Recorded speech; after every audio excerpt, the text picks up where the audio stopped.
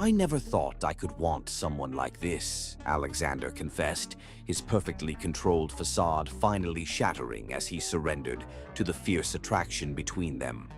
Zara felt his heart racing beneath her palm, this seemingly cold billionaire now burning with passion only she had managed to ignite. Hi, my beautiful family. Welcome back to Mr. Peter Stories. I am your temporary host, James Peter, and I'm honored to be here with you. Before we dive into today's story, let's take a moment for a Friday prayer, a prayer for peace, strength, and endless blessings upon each and every one of you, my beautiful family. May love fill your hearts, may joy follow your steps, and may success embrace you in every path you take. Now, my family, I have a question for you. Are you satisfied with me? Am I doing well? Do you love me as much as you love Mr. Peter?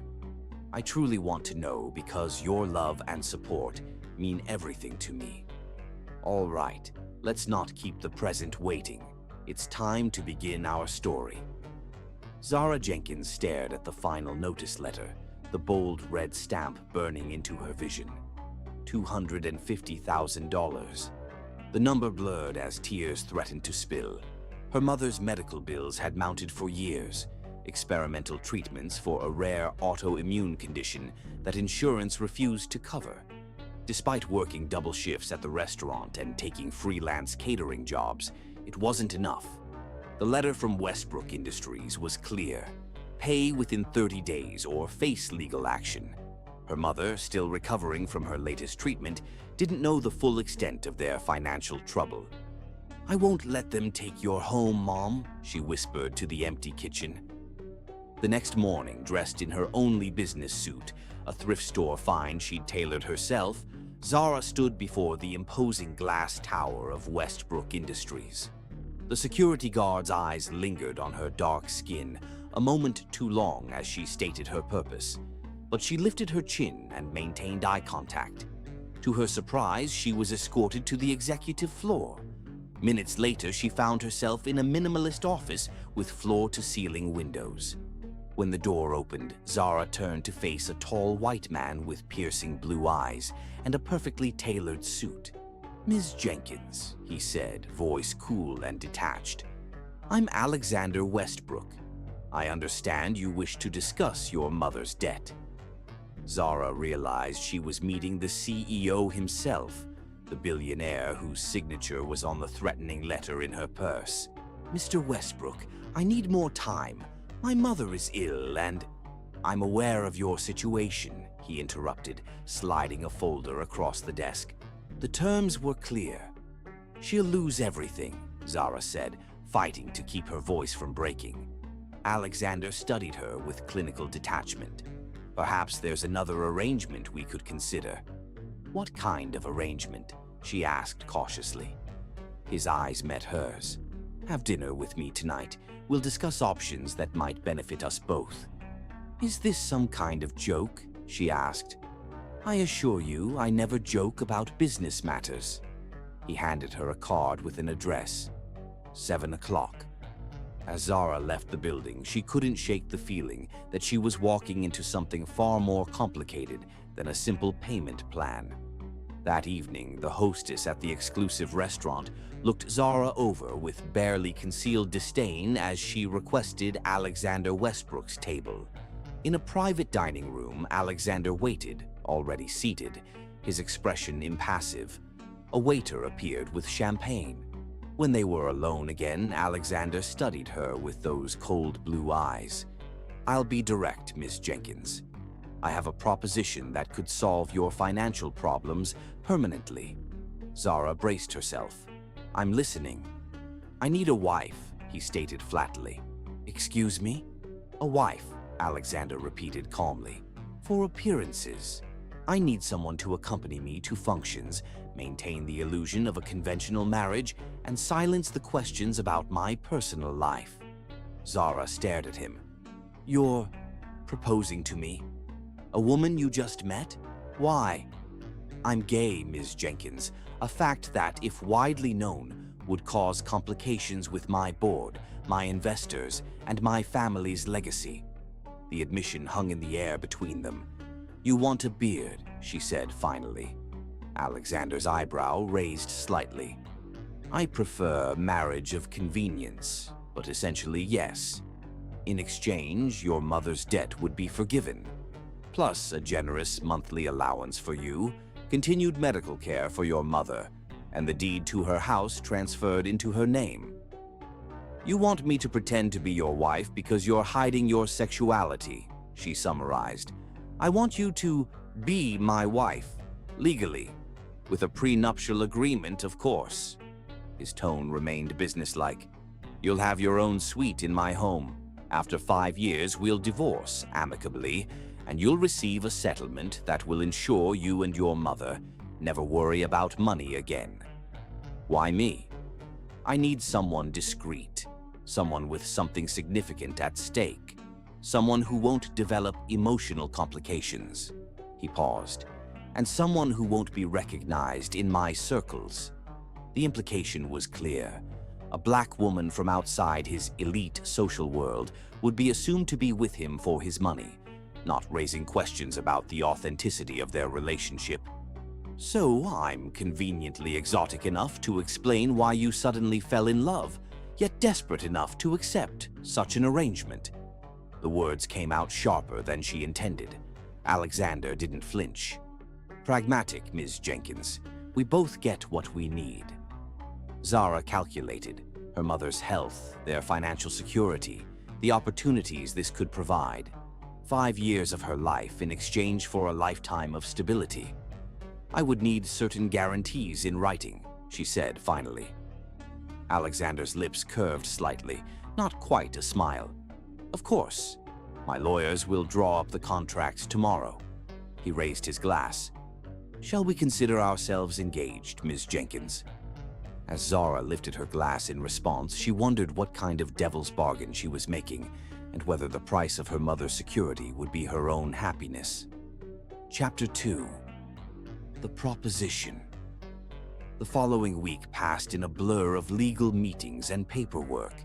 Zara sat in Alexander's attorney's office, staring at the prenuptial agreement before her. 30 pages of legal jargon that essentially outlined her new role as decorative spouse. "The terms are straightforward," the silver-haired lawyer explained. "You'll receive a monthly allowance of $20,000. Your mother's debt is forgiven, and she'll have access to Westbrook's private medical team. Upon completion of 5 years of marriage, you'll receive a settlement of $2 million. Zara's fingers trembled slightly as she flipped through the pages. The numbers were staggering, more money than she'd ever imagined having. "And my obligations?" she asked, her voice steady despite her racing heart. "You'll attend specified social and business functions as Mr. Westbrook's wife. You'll maintain the appearance of a conventional marriage. You'll sign a comprehensive non-disclosure agreement regarding Mr. Westbrook's personal life and the nature of your arrangement." Zara scanned the section on living arrangements. "It says I'll reside in the Westbrook mansion." "Correct. You'll have the East Wing to yourself. Mr. Westbrook occupies the West Wing. Staff are present but discreet." Her hand hovered over the signature line. This was it, the moment of commitment. 5 years of her life signed away. "And if I want to end the arrangement early?" she asked. The attorney's expression remained impassive. "The financial benefits terminate immediately, including your mother's medical care. The debt would be reinstated with interest." "A gilded cage, then." Zara took a deep breath and signed her name. That evening, she sat at her mother's kitchen table, struggling to explain her sudden engagement without revealing the truth. "A billionaire, Zara." "You've never even mentioned this man before," her mother said, concern evident in her tired eyes. "It happened quickly," Zara replied, the partial truth burning her throat. "Alexander is different when you get to know him." Her mother reached across the table, taking Zara's hands in hers. "Baby, are you sure about this? Money isn't everything." Zara thought of the medical bills hidden in her purse, of the foreclosure notice, of the way her mother's hands trembled with increasing weakness. "I'm sure, Mom, this is what I want." The lie tasted bitter, but when her mother smiled, relief evident in the lessening of lines around her eyes, Zara knew she would tell it 1,000 times over. 2 days later, Alexander appeared at her apartment door, looking distinctly out of place in the shabby hallway. "The wedding is scheduled for next Saturday," he said without preamble. "Small ceremony, select guests. Jenkins will send a car for your mother. My stylist will contact you regarding appropriate attire." Zara leaned against the doorframe. "Don't you think this is moving rather fast? People might get suspicious." "A whirlwind romance is more believable than a calculated business arrangement," Alexander replied pragmatically. "The board meets in 3 weeks to vote on the Asian expansion. I need to present a stable, traditional image before then." His gaze moved past her to the small apartment beyond, the mismatched furniture, the water stain on the ceiling, the textbooks stacked on the coffee table. Something unreadable crossed his face. "Jenkins will arrange for your belongings to be packed and moved." He handed her a credit card. "For immediate expenses, the full allowance begins after the ceremony." Zara didn't take the card. "I can pack my own things." Alexander raised an eyebrow. "As you wish." He placed the card on the side table. "The car will collect you tomorrow at 10. We need to be seen in public before the wedding. Brunch at Harrington's." "A fake date to prepare for our fake marriage," Zara observed. "How romantic." "Romance isn't part of our agreement, Ms. Jenkins." Alexander straightened his already perfect tie. "I'll see you tomorrow." After he left, Zara sank onto her worn sofa, reality crashing down around her. In a week, she would be Mrs. Alexander Westbrook, living in a mansion, married to a man who would never love her, a man who couldn't love her even if he wanted to. She picked up the credit card he'd left. Platinum, with her name already embossed on it, the tangible symbol of their transaction. With a sigh, she slipped it into her wallet. If she was going to survive this arrangement, she needed to start accepting its terms. The next morning, the promised car, a sleek black Mercedes with tinted windows, arrived precisely at 10. The driver, an older man in a crisp uniform, introduced himself as Jenkins. "Mr. Westbrook's personal butler, ma'am," he explained, his British accent pronounced. "I'll be overseeing your transition to the residence as well." Alexander waited inside the car, immaculate in casual designer wear that probably cost more than 3 months of Zara's rent. He barely looked up from his phone as she slid into the leather seat beside him. "The story is that we met at a charity function for medical research," he said, still typing. "You impressed me with your insight and passion for helping others." A whirlwind romance ensued. "Should I take notes?" Zara asked dryly. Alexander finally looked at her, his expression unreadable. "Memorize it. The press will be at Harrington's. They'll be looking for inconsistencies." "The press?" Zara hadn't anticipated such immediate public scrutiny. "I've been on the city's most eligible bachelor list for years. My sudden engagement will generate interest." He pocketed his phone. "Just follow my lead and smile. Can you do that?" The condescension in his tone sparked Zara's temper. "I may not have been born into privilege, Mr. Westbrook, but I'm not an idiot. I understand how to conduct myself in public." Something flickered in Alexander's eyes, surprise perhaps at her direct challenge. "We'll see." Harrington's was exactly as pretentious as Zara had expected. White tablecloths, crystal glasses, waiters who looked down their noses at her, despite her carefully selected outfit. As Alexander had predicted, photographers lurked outside, capturing their arrival. Alexander played his role perfectly, holding her chair, keeping his hand at the small of her back, leaning in to whisper supposed endearments that were actually instructions. "Smile more naturally," he murmured against her ear. "You look pained."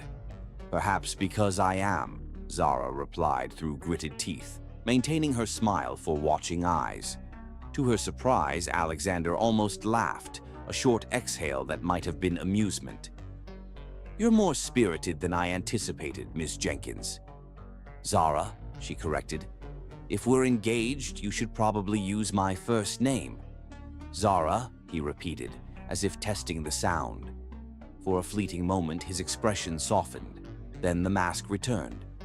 "The table near the window is from page 6. Look happy when I take your hand."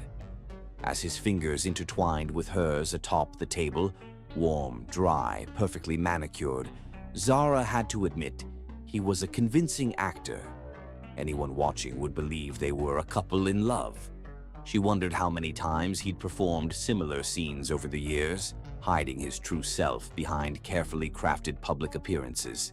"How long have you been doing this?" she asked quietly. "Pretending." Alexander's thumb absently stroked across her knuckles, the gesture automatic rather than affectionate. "All my life," he replied, his voice so low she almost didn't hear it. Something about his answer, about the momentary vulnerability in those two words, made Zara's chest tighten unexpectedly. Before she could respond, Alexander straightened, public persona sliding back into place. "They're watching. Kiss my cheek and look delighted," he instructed. Zara leaned forward, placing a soft kiss against his smooth-shaven cheek. As she pulled back, she whispered, "You're not alone in the pretending anymore." Alexander's eyes flickered to hers, genuine surprise visible for just a moment. Then he raised her hand to his lips in a gesture that would photograph beautifully for tomorrow's society pages. "Perhaps this arrangement won't be as tedious as I anticipated," he said. And for the first time, Zara thought she detected a hint of actual warmth in his voice. As they left the restaurant, photographers calling questions about their engagement, Alexander kept Zara close against his side, his arm protective around her waist. To the outside world, they appeared to be a couple deeply in love, the privileged businessman and his beautiful bride-to-be.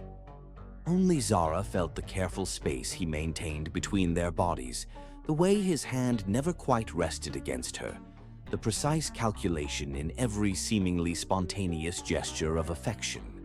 This was their new reality, perfection on the surface, emptiness beneath. As the car door closed behind them, shutting out the clamor of questions and camera shutters, Zara wondered if 5 years of such performance would change her, harden her, or worse, make her forget who she truly was beneath the act. Alexander was already back on his phone, the brief connection of their brunch conversation forgotten. Zara gazed out the window at the passing city, mentally counting the days until their staged wedding, and the beginning of her gilded imprisonment. Chapter 3. The Contract Wedding. 3 weeks later, Zara stood in a dressing room at the Westbrook estate, staring at her reflection in a designer wedding gown that cost more than her entire year's salary. Her mother, believing this whirlwind romance was genuine, dabbed happy tears nearby. "You look beautiful, baby," her mother said, squeezing her hand. "I never thought I'd live to see your wedding day." Guilt twisted in Zara's stomach. The contract she'd signed prohibited her from revealing the truth to anyone, even her mother. To the world, this was a fairy tale. The billionaire businessman swept off his feet by a beautiful, unknown woman. "Are you happy, Zara?" her mother asked, studying her face. "It's all happened so fast." Zara forced a smile. "I'm making the right decision, Mom. Alexander is different when we're alone." At least that wasn't entirely a lie. As a stylist made final adjustments to her veil, Zara caught sight of Eleanor Westbrook passing by the dressing room door. Alexander's mother paused briefly, her cool gaze assessing Zara with undisguised disapproval before continuing down the hallway. Though they hadn't been formally introduced yet, Zara had seen enough photos to recognize the elegant, silver-haired woman who had apparently returned early from her European trip specifically for the wedding. Was that his mother? Her own mother whispered. Zara nodded. I'll be meeting the family properly at the reception. She looks formidable, her mother observed diplomatically. The whole family is, Zara replied, remembering Alexander's terse briefing about his relatives. His father, Patrick, the original architect of the Westbrook Empire, was too ill to attend. A convenient excuse, Alexander had implied, for avoiding the scrutiny of his son's hasty marriage. The wedding itself was an extravagant affair held in the Westbrook Estate Gardens. 200 guests, none of whom Zara knew, watched as she walked down an aisle strewn with imported white roses.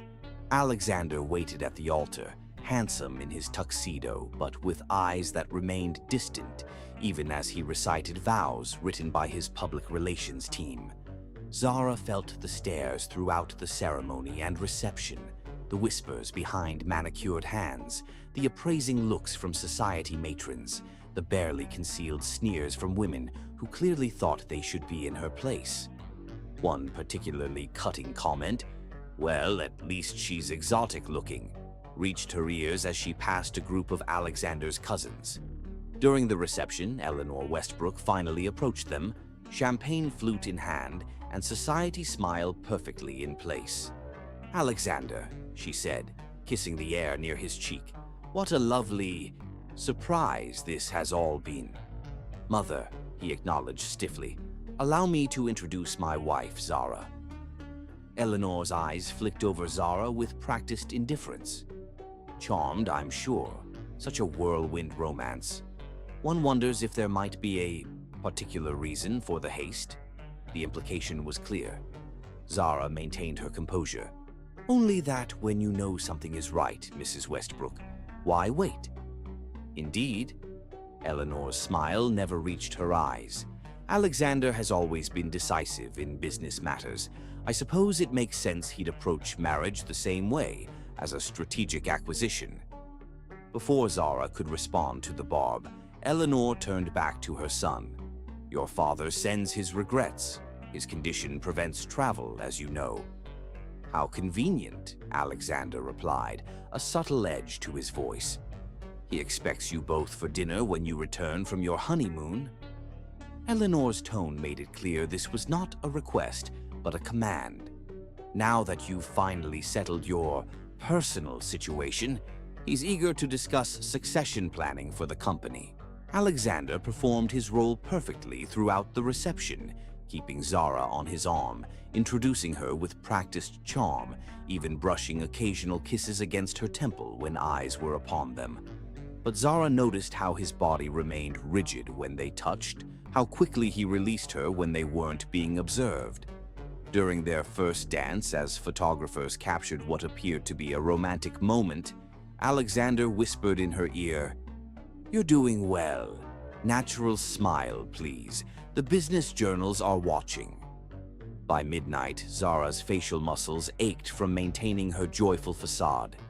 When the last guest departed, Alexander immediately dropped her hand. "The East Wing has been prepared for you," he said, already loosening his tie. "Jenkins will show you to your rooms. I have calls to make regarding the Tokyo market opening." Without waiting for a response, he turned and walked away. The elderly butler led Zara through the massive mansion to a suite larger than her entire apartment. Despite the luxury surrounding her, the canopied bed, the marble bathroom, the walk-in closet already filled with designer clothes in her size, she felt utterly alone. After Jenkins departed with a formal bow, Zara slowly removed her wedding gown and the borrowed diamonds that had adorned her neck. Sitting at the vanity in a silk robe provided by her new husband, she stared at her reflection, searching for the strong, determined woman who had entered this bargain. "It's just 5 years," she whispered to herself. 5 years for a lifetime of security. But as she crawled into the enormous bed, tears finally escaped. The weight of the lie, the coldness of her new reality, the loneliness of what stretched before her, crashed down at once. Zara cried silently into her pillow, wondering if selling herself into this gilded cage had been the biggest mistake of her life. A soft knock at her door startled her. Quickly wiping her tears, she called, "Yes." Jenkins entered, carrying a small silver tray with a teapot and cup. "I thought you might have trouble sleeping, madam," he said, his eyes tactfully avoiding her tear-stained face. "This is chamomile with lavender. It often helped the previous Mrs. Westbrook during difficult times." The unexpected kindness nearly broke Zara again. "Thank you, Jenkins." As the butler turned to leave, he paused. "If I may, madam, this house has known very little warmth for many years. Perhaps you might be the one to change that." After he left, Zara sipped the soothing tea, considering his words. She'd entered this arrangement thinking only of survival, her mother's and her own. But perhaps there was something more she could accomplish here, some purpose beyond mere endurance. Looking around at the beautiful but sterile suite, Zara made a decision. If she was going to live in this cage for 5 years, she would find ways to make it less confining, for herself and perhaps even for the cold man she had married. She couldn't change the terms of their contract, but maybe, just maybe, she could change something in the dynamic between them. It was a small hope, but it was enough to help her finally drift into sleep, the first tentative plan already forming in her mind. Chapter 4. Parallel Lives. A month into their marriage, Zara realized the true extent of her isolation. The mansion, for all its grandeur, was a beautiful prison. Staff members treated her with distant politeness, but clearly considered her an interloper. Alexander spent most days at the office and many evenings at business functions where her presence wasn't required. When they did share space, mainly for photographed outings designed to establish their relationship in the public eye, he was cordial but detached. Zara established a routine to combat her loneliness. Mornings were spent exploring the grounds or swimming laps in the indoor pool. Afternoons, she volunteered at a community kitchen where no one knew she was Mrs. Westbrook, just Zara, a talented cook willing to help. Evenings, she haunted the mansion's massive kitchen, experimenting with recipes that no one but the occasionally appreciative staff would eat. On a rainy Tuesday evening, as Zara put the finishing touches on a spiced chocolate souffle, Alexander unexpectedly appeared in the kitchen doorway. She startled, nearly dropping her dessert. "The staff mentioned you've been cooking," he said, tie loosened, suit jacket absent. He looked less rigid than usual, though no warmer. "It's what I trained for," Zara replied, setting down the delicate dish. "Before life had other plans." "May I?" he asked, gesturing to the souffle. Surprised, Zara nodded. Alexander took a bite and something flickered across his face, the first genuine reaction she'd seen from him.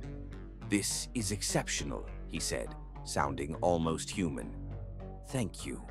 Zara hesitated. "Would you like me to prepare meals sometimes? It would give me something meaningful to do." Alexander considered this. "If it pleases you."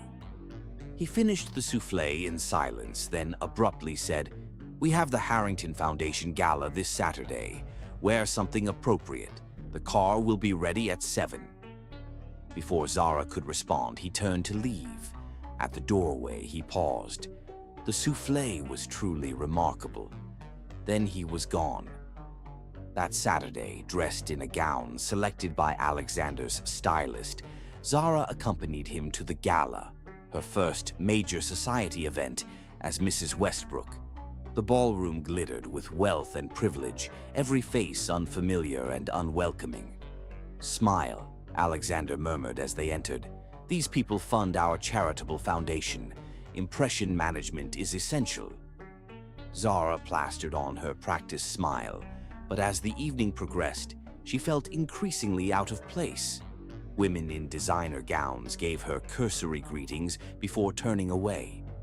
Men openly assessed her as if determining her market value. "So tell us, Mrs. Westbrook, how did you and Alexander meet?" asked an elegant silver-haired woman during dinner. The table fell silent, all eyes on Zara. Alexander smoothly interjected with their rehearsed story about a chance meeting at a charity event, but Zara noticed the skeptical expressions around them. No one believed the fairy tale. As the evening wore on, Alexander was pulled into a business discussion, leaving Zara alone at their table. She overheard fragments of conversation from nearby guests. Obviously married her for her looks. Wonder how long before he trades up. Can't possibly fit into society. Zara maintained her composure, years of facing discrimination having armored her against such petty cruelty. Instead of retreating, she approached the bar, where she found Alexander in intense conversation with an older board member. "Still believe you made a hasty decision, Alexander," the man was saying. "Your father would have expected a more suitable match." "My personal life is not board business, Richard," Alexander replied coldly. "It is when it affects the company image. The Westbrook name has certain associations." Zara cleared her throat. Both men turned, the board member's expression souring. "I apologize for interrupting," she said smoothly, "but I believe the dancing is starting." "Alexander promised me the first waltz." Alexander's eyes registered brief surprise before he nodded. "Of course, darling." The endearment sounded foreign on his lips. As they moved to the dance floor, his hand stiffly on her waist, Zara murmured, "You looked like you needed rescuing." "I don't need rescuing, Ms. Jenk," he caught himself. "Zara, everyone needs rescuing sometimes." She smiled for the benefit of watching eyes, even cold billionaires. Something shifted in Alexander's gaze, not warmth, but perhaps reassessment. As they danced, Zara noted how perfectly he performed the steps, while remaining rigidly distant. When the music ended, he escorted her back to their table, his hand correctly placed at the small of her back, but never actually touching her through the fabric of her gown. Late that night, as their car pulled into the mansion's circular drive, Alexander broke their usual silence. "You handled yourself well this evening." Zara looked at him, surprised by the almost compliment. "Thank you. Though I'm not sure your friends would agree." "They're not my friends," he said, his voice suddenly tired. "They're connections, associates. There's a difference." As they entered the mansion, Alexander unexpectedly swayed, grabbing the banister for support. Zara instinctively moved to steady him. "Are you all right?" "Migraine," he said tersely, pulling away from her touch. "I get them when—" He stopped himself. "When what?" Zara asked. Alexander's jaw tightened. "It's nothing. Good night, Zara." As he disappeared up the grand staircase toward his wing of the house, Zara was left wondering about the man behind the perfect, cold facade, and whether there was anything human left inside him to reach. The next morning, Zara found a small box outside her door. Inside, a delicate silver bracelet with a note in Alexander's precise handwriting. "For your assistance last night." No thanks, no warmth, just acknowledgement of a transaction completed. Still, it was the first personal gift he'd given her, distinct from the practical items that regularly appeared. Clothes appropriate for events, jewelry suitable for a Westbrook wife, a top-of-the-line laptop for correspondence purposes. This bracelet had been chosen specifically for her, a tiny crack in the wall between them. Weeks passed in the same pattern, parallel lives occasionally intersecting for public appearances or rare shared meals. Zara continued volunteering at the community kitchen, finding purpose in work that had nothing to do with being Mrs. Westbrook. Alexander remained distant, though she occasionally caught him watching her with an expression she couldn't decipher. One evening, returning from her volunteer work, Zara found the mansion in unusual disarray. Staff rushed about, speaking in hushed voices. Jenkins approached as she handed off her coat. "Mr. Westbrook's father has passed away, madam," he explained quietly. "Heart attack. The family is gathering in the main sitting room." Zara had never met Alexander's father, the formidable Patrick Westbrook, whose strict standards had apparently shaped Alexander's entire existence. She hesitated, uncertain of her role in this family crisis. "Should I join them?" she asked. Jenkins' expression softened slightly. "Mr. Westbrook requested you change and come down immediately." In the sitting room, Zara found Alexander surrounded by somber relatives. His mother, Eleanor, an elegant woman with calculating eyes, cousins she vaguely recognized from the wedding, an aunt who examined Zara with obvious disapproval.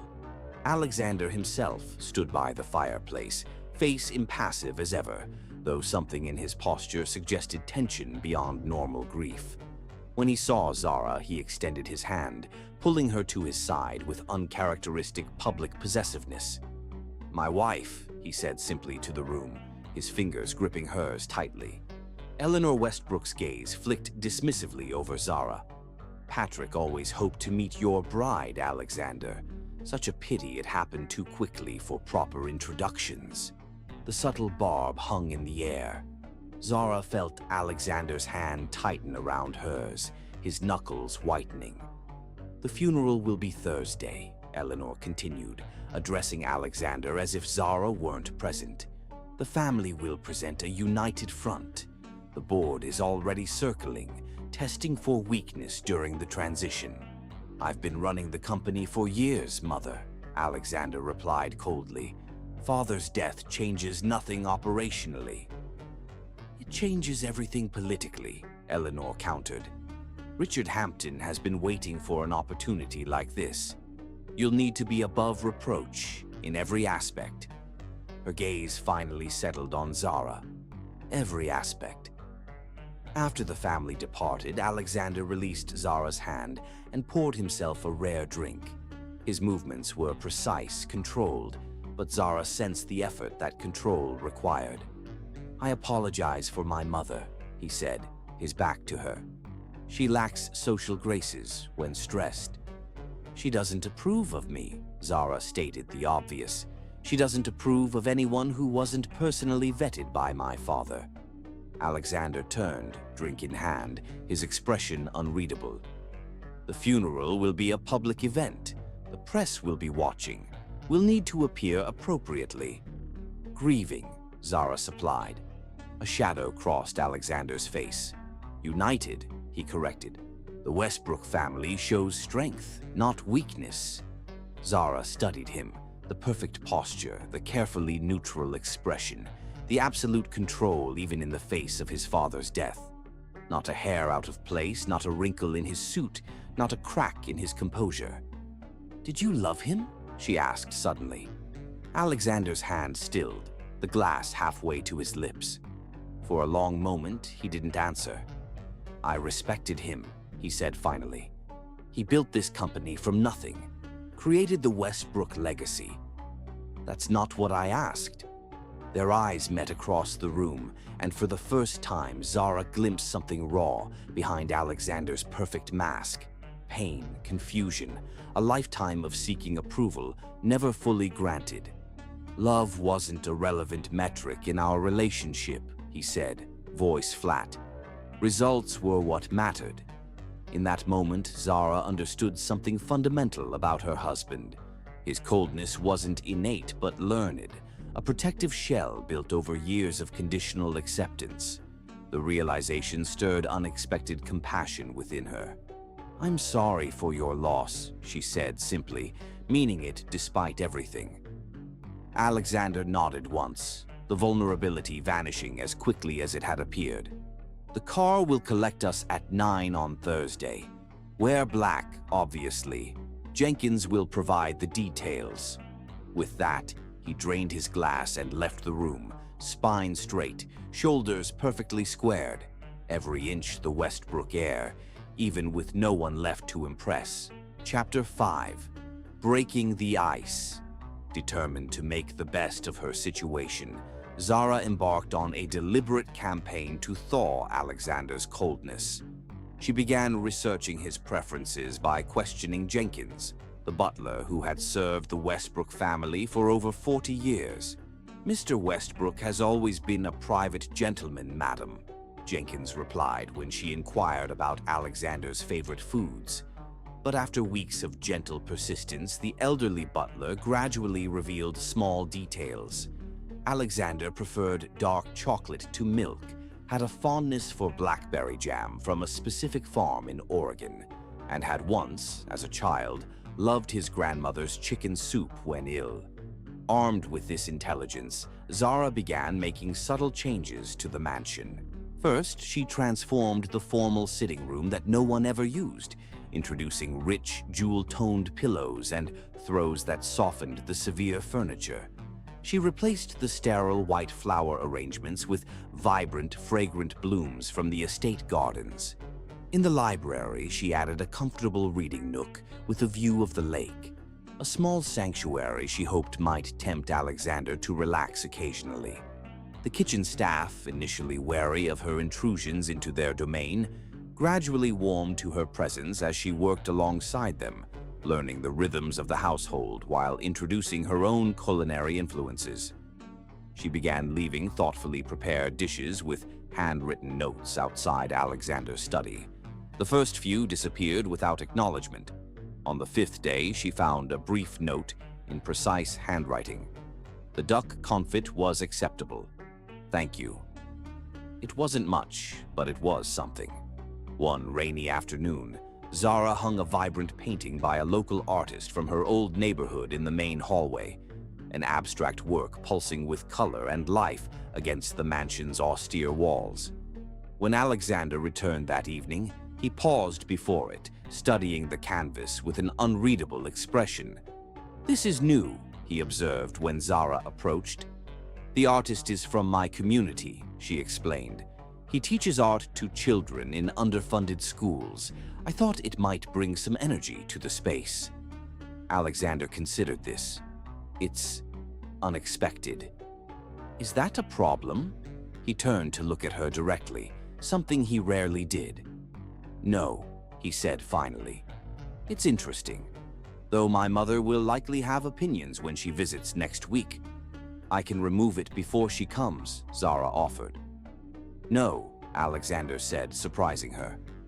"This is your home too for now. The changes you've made are not unwelcome." It was hardly effusive praise, but coming from Alexander, it felt significant. Encouraged, Zara continued her subtle transformation of the mansion, creating spaces that invited conversation rather than formality, comfort rather than impression. When Alexander questioned the changes during one of their rare shared breakfasts, Zara simply said, "A home should reflect the people who live in it. I live here too." He studied her for a long moment before returning to his newspaper without objection. 3 months into their marriage, Zara was awakened at 2 a.m. by Jenkins knocking urgently at her door. "It's Mr. Westbrook, madam. He's quite ill and refusing medical attention." Zara found Alexander in his bedroom, feverish and barely conscious. His normally perfect appearance was disheveled, his face flushed with fever, his hair damp with sweat against the pillow. For once, the impeccable mask had slipped completely. "I'm fine," he insisted weakly when she placed a hand on his forehead. "Just need to sleep." "You're burning up," Zara countered, already pulling out her phone. "I'm calling a doctor." "No."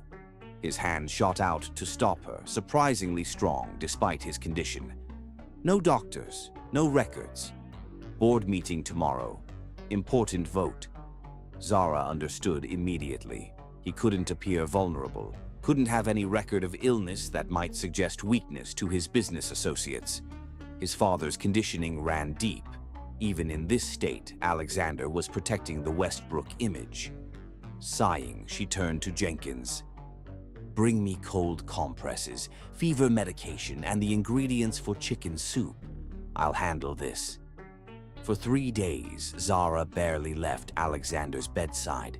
She applied cool compresses to his burning forehead, spooned homemade soup into his reluctant mouth, and monitored his temperature obsessively.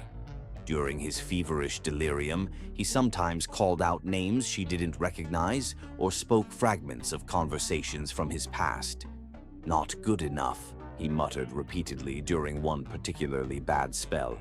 Never good enough for him. Once he gripped her hand with surprising strength and whispered, "Please don't tell Father. He can't know I'm weak. He'll send me away again." The vulnerability in those unconscious admissions gave Zara glimpses into the damaged man beneath the perfect exterior. A boy desperate for approval, a young man punished for any perceived flaw. On the third night, as his fever finally broke, Zara dozed in a chair beside his bed, exhausted from her vigil. She awoke to find Alexander watching her, his eyes clear for the first time in days. "You stayed," he said, his voice hoarse but no longer delirious. "Of course I stayed," Zara replied, stretching her stiff muscles. "That's what people do when someone is sick. They take care of each other." "Not in my experience," he said quietly. "Did no one ever take care of you when you were ill?" she asked, surprised. "Nurses, doctors." Alexander turned away. "My parents believed in professional care."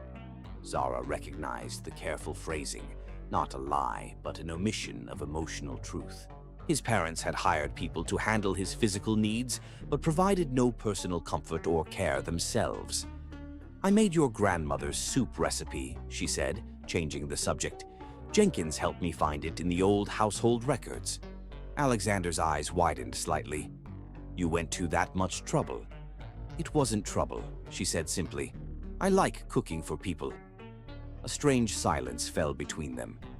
Finally, Alexander said, "I have a collection of vinyl records. Classical music, mostly. Do you appreciate classical music?" It was such an unexpected attempt at normal conversation that Zara almost laughed. Instead, she nodded. "I do. My mother played Chopin while I studied. It helped me concentrate." "Chopin," he repeated, a hint of approval in his voice. "The nocturnes and the ballades. The first in G minor is my favorite." Something shifted in Alexander's expression, not quite a smile, but perhaps the ghost of one. "When I'm recovered, perhaps you'd like to hear my recording." It's a rare pressing. It was the first personal invitation he'd ever extended to her. Zara smiled genuinely. "I'd like that very much." 2 days later, Alexander kept his word. After dinner, which they shared for the first time in the formal dining room, rather than Alexander taking his meal in his study, he led Zara to a room she hadn't yet explored. The music room was smaller than she expected, intimate even, with acoustic paneling, comfortable leather chairs, and an entire wall of vinyl records meticulously organized. A state-of-the-art turntable occupied a central table, alongside a collection of crystal decanters. "Bourbon?" Alexander offered, his movements still slightly stiff from his recent illness. Zara nodded, watching as he poured 2 glasses with precise measurements. He selected a record from the shelves, handling it with reverent care. 1965 original pressing, he explained, placing it on the turntable. Maurizio Pollini's interpretation of the ballades. As the music filled the room, Zara closed her eyes, letting the familiar melodies wash over her. When she opened them, she found Alexander watching her with an expression she couldn't quite read. "You truly appreciate it," he observed. "Music was our luxury," Zara explained. "When we couldn't afford much else, my mother always found ways to bring music into our home." Alexander sipped his bourbon thoughtfully. "My father considered classical music knowledge a requirement for a gentleman. I learned to appreciate it, despite his insistence." They listened in comfortable silence, the shared experience creating a bridge between their separate worlds. When the record ended, Alexander hesitated, then selected another. "Rachmaninoff," he said. "Less familiar, perhaps, but worth experiencing." As the new music began, rich, complex, emotionally evocative, Zara realized Alexander was sharing something genuinely personal with her. Not for appearances, not for their arrangement, but simply because he wanted to. "Thank you," she said softly. He glanced at her, eyebrow raised. For what? For sharing this with me. Something that matters to you. Alexander's expression remained neutral, but he nodded once in acknowledgement. They spent another hour in the music room, discussing composers and interpretations. Though Alexander maintained his usual reserve, occasional glimpses of genuine passion broke through when discussing particular pieces. That night marked a subtle shift in their relationship. The wall between them hadn't fallen, but a door had formed, one that could occasionally be opened for brief moments of authentic connection. Over the following weeks, these moments increased gradually. Alexander began asking about her volunteer work at the community kitchen, even offering to have his foundation provide new industrial equipment they desperately needed.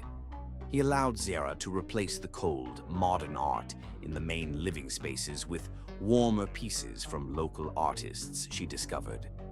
Once, she even caught him absently adjusting one of her decorative pillows, smoothing the fabric with unexpected gentleness. Most significantly, Alexander began sharing small, carefully chosen fragments of himself. Mentions of a childhood trip to Vienna where he'd first heard Mozart performed live, a brief story about the summer he'd spent learning sailing from his grandfather, an admission that he found board meetings tedious despite his business acumen. These weren't deep confidences, but from a man who had spent his life behind perfect walls, they represented significant openings. Like a flower that had been denied sunlight suddenly receiving the first tentative rays, Alexander was slowly, cautiously beginning to unfurl under Zara's patient attention. 4 months into their marriage, Zara realized she no longer counted the days of her sentence. The thought startled her. Was she becoming accustomed to this strange half-life?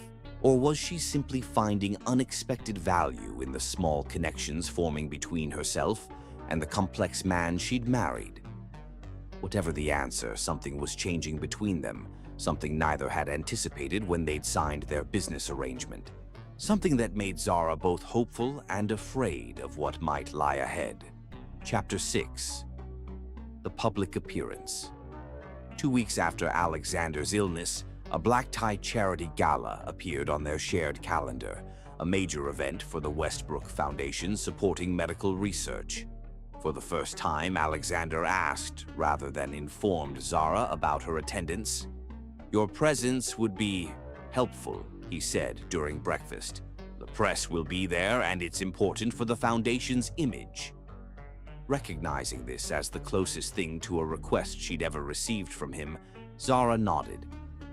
"What cause are we supporting?" Alexander seemed surprised by her interest. "Autoimmune disease research, primarily lupus and related conditions." "Like my mother's condition," Zara noted, studying him. "Is that a coincidence?" He met her gaze steadily. "The Foundation has supported multiple medical causes for decades, but I may have directed additional funding to this particular area recently." It was the closest he'd come to acknowledging any personal consideration for her family. Understanding the importance of this event, Zara spent weeks preparing herself. She studied the guest list Jenkins provided, researching key donors and board members, learning about their businesses and personal interests. Rather than accepting the gown Alexander's stylist selected, she worked with a talented designer from her old neighborhood to create a stunning dress that honored both her heritage and modern fashion. The night of the gala, when she descended the mansion's grand staircase, Alexander actually stopped mid-conversation with his driver to look at her. Something flickered in his eyes. Appreciation, perhaps. "You look appropriate," he said, though his gaze lingered longer than necessary. At the gala, Zara was prepared for the usual cold shoulders and whispered comments. Instead, she engaged Alexander's associates directly with insightful questions about their businesses or charitable interests. Information gleaned from her research. "Mrs. Harrison, I read about your foundation's work in educational access. The scholarship program for first-generation college students particularly impressed me," she said to one silver-haired matron who had previously snubbed her. The woman blinked in surprise. "You're familiar with our initiative?" "Of course. Before our marriage, I was exactly the kind of student who would have benefited from such a program," Zara replied with a genuine smile. "I'd love to hear more about your selection process." By the end of that conversation, Mrs. Harrison was actually smiling back. Zara employed similar tactics throughout the evening, slowly disarming the hostility around her with informed interest and authentic warmth. She noticed Alexander watching her from across the room, his expression unreadable. Midway through the evening, the foundation director called Alexander to the podium to deliver his speech. As he rose, Zara noticed a slight tremor in his hand, nearly imperceptible.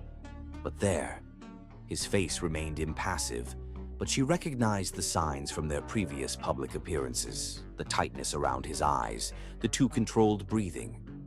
Alexander Westbrook, titan of industry, was having anxiety. His speech was flawless, articulate, moving, perfectly delivered. But when he returned to their table, Zara could see the strain beneath his perfect facade. When he excused himself a few minutes later, she waited a moment before following discreetly. She found him in a secluded alcove off the main hall, one hand braced against the wall, breathing rapidly. Without hesitation, she stepped beside him, positioning herself to block the view from the ballroom. "Breathe with me," she said quietly. "4 counts in, hold for 7, out for 8. Alexander stared at her, but his breathing was becoming more erratic. "Please, Alexander, just try," she demonstrated, breathing slowly and deliberately. After a moment's resistance, he began to follow her rhythm. "How did you—" he started, once his breathing steadied. "My mother had panic attacks after my father died," Zara explained. "I learned how to help her through them." She reached into her clutch and handed him a small vial of lavender oil. "Smell this. It helps ground you." Alexander hesitated before accepting it, inhaling carefully. Some of the tension visibly left his shoulders. "The speech was perfect," Zara assured him. "No one noticed anything." "I've had these episodes since childhood," he admitted, the words seemingly dragged from him. "They're inconvenient." "They're human," Zara corrected gently. "We should return separately. I'll go first. Say you were taking a call about Tokyo if anyone asks." Alexander's eyes met hers with something new. Not quite gratitude, but recognition. "Thank you," he said simply. Later that night, as their driver took them home, Alexander broke their usual post-event silence. "You were quite effective this evening," several board members commented favorably. "I'm glad I could help," Zara replied, gazing out the window. After a pause, Alexander added, "The breathing technique." It was useful. Zara turned to look at him. In the dim light of the car, his perfect mask seemed slightly softened. "I could teach you others," she offered, "if you'd find it helpful." Alexander didn't immediately reject the offer, which itself was progress. "Perhaps," he said, non-committally. As they pulled into the mansion's drive, he said, "My sexuality has always been complicated." The admission came so suddenly that Zara wasn't sure she'd heard correctly. "My father had certain expectations," he continued, staring straight ahead. "Deviation was not permitted." Before Zara could respond, he was exiting the car, the moment of vulnerability over as quickly as it had appeared. But that night, as she prepared for bed, Zara realized Alexander had shared something genuinely personal for the first time, a tiny piece of his closely guarded inner world. It wasn't much, but it was a beginning.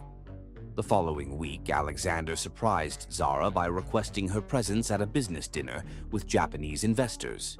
Usually, he only involved her in social functions, keeping business separate.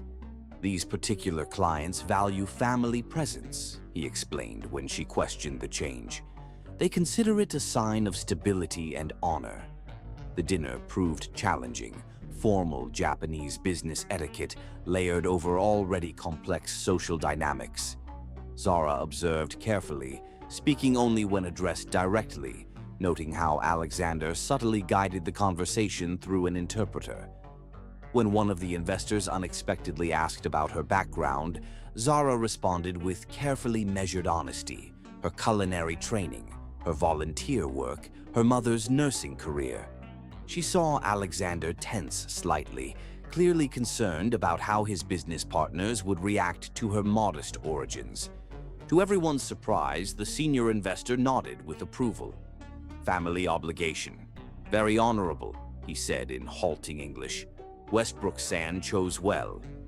Later, in the car home, Alexander seemed thoughtful. "You handled that skillfully." "I didn't lie," Zara pointed out. "No, you were authentic. It worked to our advantage." He paused. "Your integrity is an unexpected asset." Coming from Alexander, this qualified as effusive praise.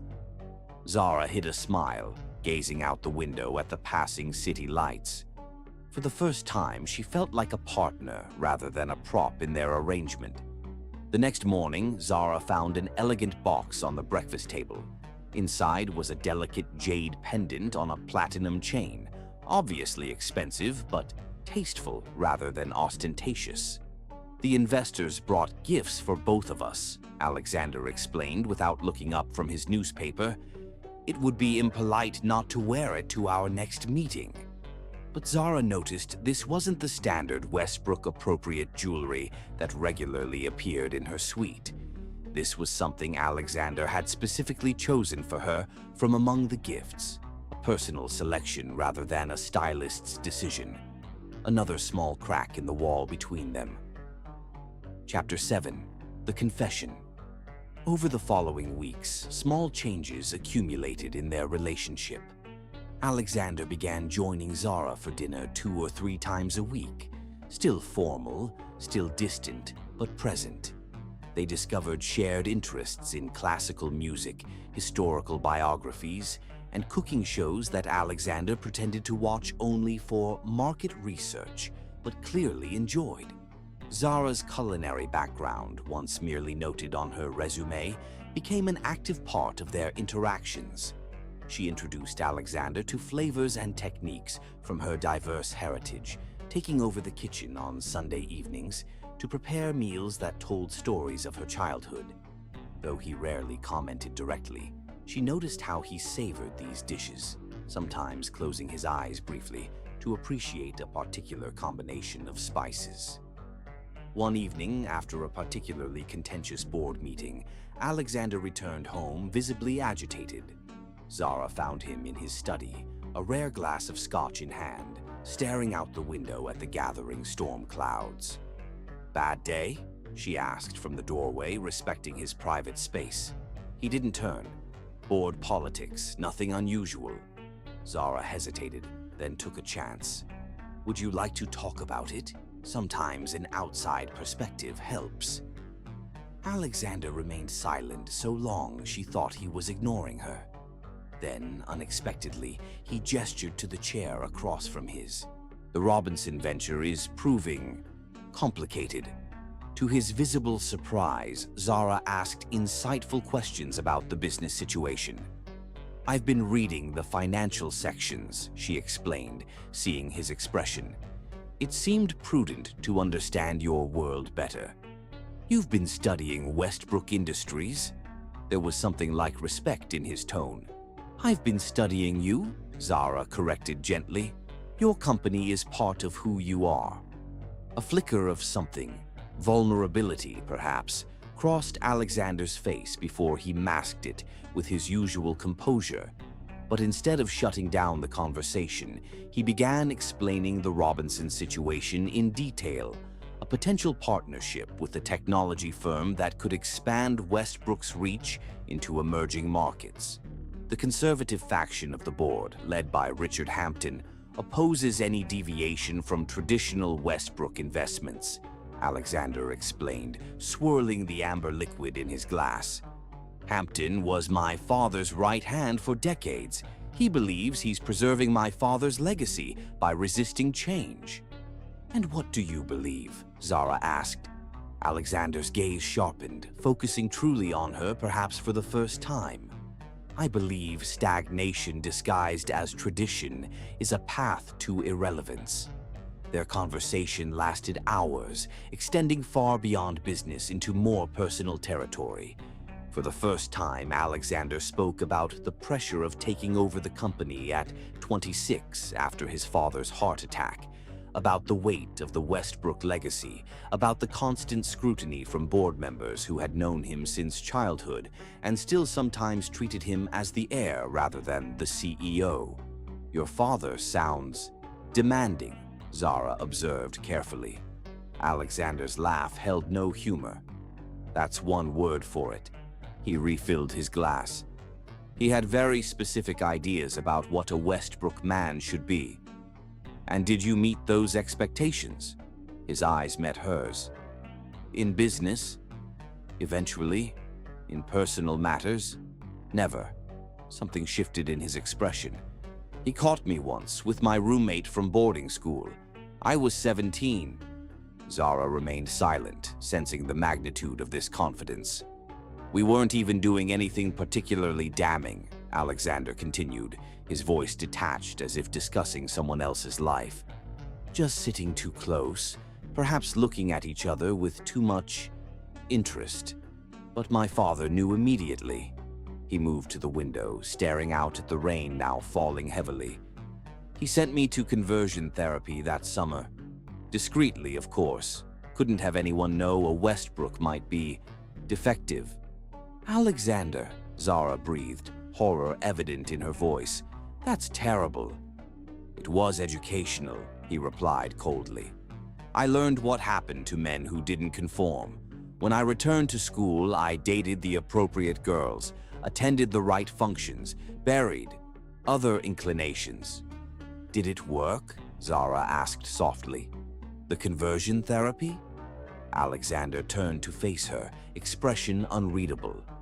"It taught me to compartmentalize, to separate my public self from my private thoughts, to perform whatever role was required for success and safety." "That's not what I asked." A long silence stretched between them.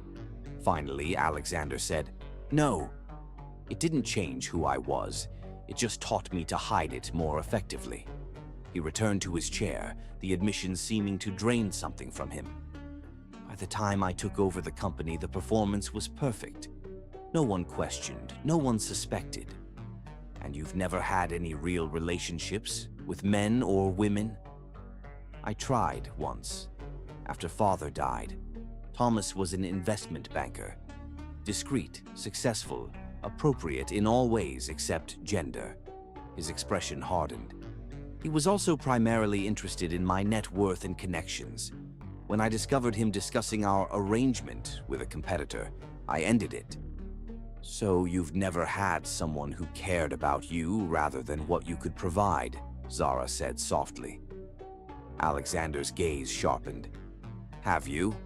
You agreed to marry a stranger for financial security." "That's different," Zara countered.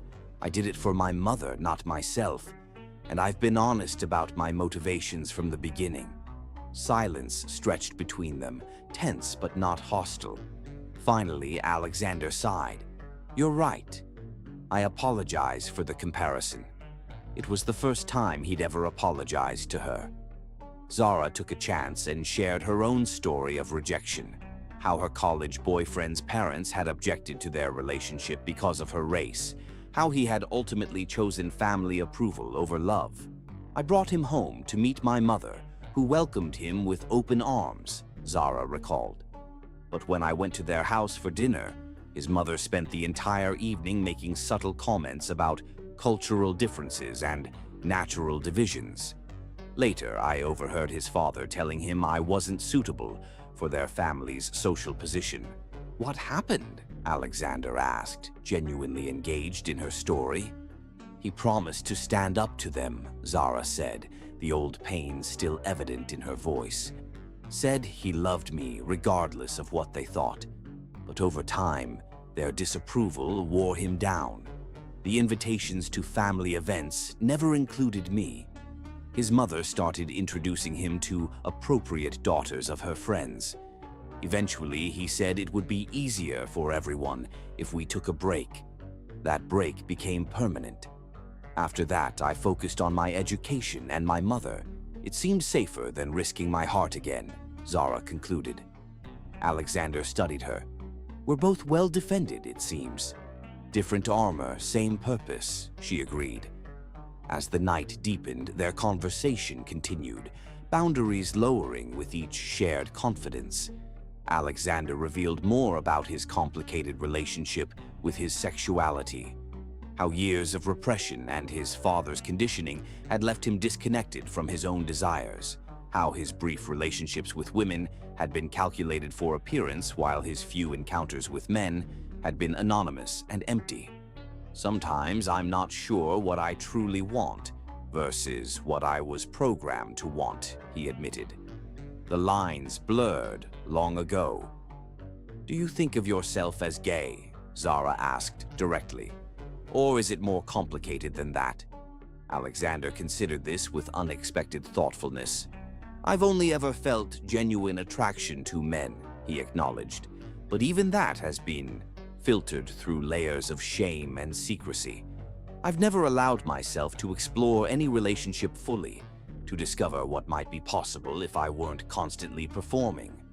That sounds incredibly lonely, Zara said softly. It was practical, Alexander corrected, but without conviction. Until this marriage, I managed to satisfy the board's expectations for a suitable Westbrook heir while maintaining my privacy. It was functional, but not fulfilling, Zara observed. Something in her words seemed to reach him. Alexander looked away, but not before she glimpsed raw emotion in his eyes. No, he admitted quietly, not fulfilling. When Zara finally rose to leave, the clock showing nearly 3 a.m., Alexander said quietly, "Thank you for listening. I've never discussed these matters with anyone." "Thank you for trusting me," she replied simply. That night marked a turning point in their relationship. Something fundamental had shifted between them, not romance, but a genuine connection born of mutual understanding and shared vulnerability. For the first time since their arranged marriage began, Zara felt she had glimpsed the real man behind Alexander Westbrook's perfect facade, damaged, complex, and far more human than she had imagined. The next morning, Zara found Alexander in the kitchen, attempting to make coffee, something she'd never seen him do before. The domestic staff always handled such tasks. "Jenkins has Sundays off," he explained, noticing her surprise. "I'm not completely helpless." The coffee was terrible, too strong and slightly burnt, but Zara drank it without comment, touched by the awkward gesture. They shared a quiet breakfast, the silence comfortable rather than strained for the first time since their arrangement began. That evening, instead of retreating to separate parts of the mansion as usual, they watched a documentary in the media room, discussing the historical inaccuracies Alexander identified. When Zara fell asleep halfway through, she woke later to find a blanket carefully placed over her and Alexander still beside her, reading quietly while letting her rest. It was the most ordinary domestic moment they'd ever shared, and somehow the most significant. Something had been breached in the walls they'd both built, allowing a tentative connection to form, not the romantic attachment their contract had been designed to simulate, but something perhaps more meaningful. Genuine understanding between two people who had never expected to be truly seen by another. As Alexander walked her to her suite later that night, he paused outside her door. "Zara," he said, her name still sounding somewhat formal on his lips, despite everything they'd shared. "I find myself grateful for your presence here, despite the unusual circumstances of our arrangement." Coming from Alexander Westbrook, this constituted an extraordinary admission. Zara smiled, recognizing the effort it had taken him to express even this modest sentiment. "I'm beginning to feel the same way," she admitted. Something flickered in his eyes, Not quite happiness, but perhaps the possibility of it someday. With a formal nod, he left her at her door, retreating to his own wing of the house. But the distance between them had diminished in ways that went beyond physical space. That night, as Zara prepared for bed, she realized that her goals had shifted. What had begun as mere survival, enduring 5 years of a loveless arrangement for financial security, had evolved into something more complex. She found herself genuinely caring about the wounded man behind Alexander's perfect facade, wanting to help him heal from decades of repression and conditional acceptance. It wasn't love, not yet, perhaps not ever given his sexual orientation, but it was a form of caring she hadn't anticipated. And in the quiet darkness of her room, Zara acknowledged that whatever happened between them, their lives were now irrevocably intertwined in ways their careful contract had never foreseen. Chapter 8. The Turning Point. Alexander began experiencing confusing feelings for Zara that challenged everything he thought he knew about himself. After their night of confidences, he found himself noticing things he'd previously ignored. The graceful way she moved in the kitchen, the sound of her laughter, the quiet determination with which she'd carved out a place for herself in his world. These realizations terrified him. After a lifetime of suppressing his emotions, the sudden intensity of his feelings for Zara seemed dangerous, unpredictable. His response was to retreat completely, canceling their now regular dinners, working late, avoiding any situation where they might be alone together. Hurt but undeterred, Zara refused to return to the cold détente of their early marriage. She began leaving notes outside his study, not about household matters, but thoughtful reflections on connection, authenticity, and the courage required to be vulnerable. She included excerpts from poets they both admired, creating a conversation he couldn't entirely ignore. "The walls we build for protection eventually become our prisons," one note read. "I believe you deserve freedom, Alexander." When notes proved insufficient, Zara escalated her campaign. She transformed the mansion's neglected garden terrace, creating an intimate space with string lights, comfortable seating, and a small speaker system.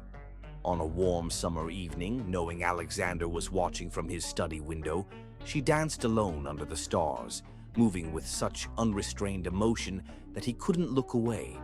From his window, Alexander watched her, a vision of authentic joy and freedom that made his perfectly ordered existence feel suddenly hollow. 2 weeks of Zara's gentle persistence culminated during a violent thunderstorm that knocked out power to the mansion. Alexander was working late in his study when Zara burst in, soaked from running through the rain after her car broke down. "I tried calling, but the lines are down," she explained, water dripping onto the antique carpet. Alexander stared at her, hair plastered to her face, makeup running, designer dress ruined. She looked nothing like the polished Mrs. Westbrook, yet he had never found her more beautiful. "You're wet," he said inadequately, offering his suit jacket automatically. "I'm more than wet, Alexander," Zara replied, unexpected steel in her voice as she declined the jacket. "I'm tired of pretending this arrangement isn't changing, tired of watching you run from whatever is happening between us."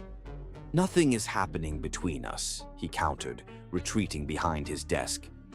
"We have a contract, nothing more." Lightning flashed, illuminating Zara's determined expression. "Look me in the eyes and tell me you feel nothing when we're together." "I don't know what you expect," Alexander said, his usual composure cracking. "I told you from the beginning what this marriage was, what I am." "You told me what you believe about yourself," Zara corrected. "But I've seen you, Alexander. The real you, not the perfect businessman, not the dutiful son still trying to please a dead father. You can't possibly care about you." Zara stepped closer, refusing to let him retreat. "Why not? Because of some label you've accepted as your entire identity? Because your father convinced you that you're somehow broken? You're not a category, Alexander. You're a person, complex, evolving, capable of connections you never expected. Years of repressed emotions suddenly overwhelmed Alexander. "You don't understand what you're saying," he said, voice breaking. "I've spent my entire life knowing exactly who I am, what I can and cannot feel. Then you arrive and suddenly everything is uncertain." "That's not confusion, Alexander. That's growth," Zara said gently. "Maybe you're more complex than the box you've put yourself in." "And if I can't be what you want?" he asked, vulnerability naked in his voice. Zara stepped forward, gently cupping his face between her hands. "I'm not asking you to be anything but honest, with yourself and with me." The touch of her hands against his skin broke something in Alexander. Tears he'd held back for decades spilled down his cheeks as years of his father's conditioning, societal expectations, and self-denial crashed down around him. "I don't know how to do this," he whispered. "I don't know what I feel." "Neither do I," Zara admitted. "But I'm willing to find out if you are." In the dim light of the storm-darkened study, Alexander finally surrendered to the feelings he'd been fighting. He leaned forward hesitantly, giving Zara every chance to pull away. Instead, she closed the distance between them. Their first kiss was gentle, tentative, a question more than a declaration. But as Alexander's arms wrapped around Zara's still damp form, pulling her closer, something awakened within him. A hunger he'd never allowed himself to acknowledge, a connection he'd never believed possible. When they finally separated, both breathless, Alexander rested his forehead against hers. "I don't know what happens now," he admitted. Zara smiled, her hand still resting against his cheek. "Neither do I. But for the first time since this arranged marriage began, I'm actually curious to find out." That night changed everything between them. The carefully constructed walls of their arrangement began to crumble, revealing the possibility of something neither had anticipated. A genuine partnership built on mutual respect, understanding, and emerging feelings that defied all their expectations. The following weeks brought tentative exploration of their new connection. Alexander, though still struggling with decades of repression, allowed himself small expressions of affection, taking Zara's hand during evening walks through the garden, sitting closer to her when they shared the sofa for movies, occasionally brushing his lips against her forehead when saying goodnight. Physical intimacy developed slowly, respectfully, each step forward a deliberate choice rather than an obligation. Alexander's initial hesitancy gave way to increasing confidence as he discovered his attraction to Zara was real and profound, transcending categories he'd used to define himself for so long. "It's like I'm meeting myself for the first time," he confessed one night as they lay together, her head on his chest. "All these years I thought I knew exactly who I was, who I could love. But maybe it was never about gender. Maybe it was about connection." Zara traced patterns on his arm. "Or maybe you're just more complex than you allowed yourself to be." Their evolving relationship didn't go unnoticed. Jenkins observed with quiet approval, occasionally breaking his professional reserve to remark on how much brighter the house seems lately. The staff began referring to them as a couple rather than maintaining the fiction of separate lives within the same home. The outside world remained unaware of the transformation occurring behind the mansion's walls. To society, they were still the same power couple, Alexander Westbrook and his beautiful exotic wife.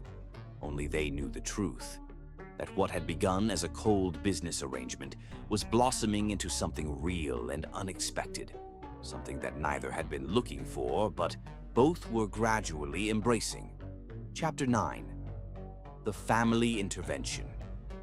In the weeks following their first kiss, Alexander and Zara navigated their evolving relationship with cautious optimism. What had begun as a business arrangement was transforming into something neither had anticipated, a genuine connection that defied the neat categories both had relied on to make sense of their lives. For Alexander, this meant confronting long-held beliefs about his sexuality.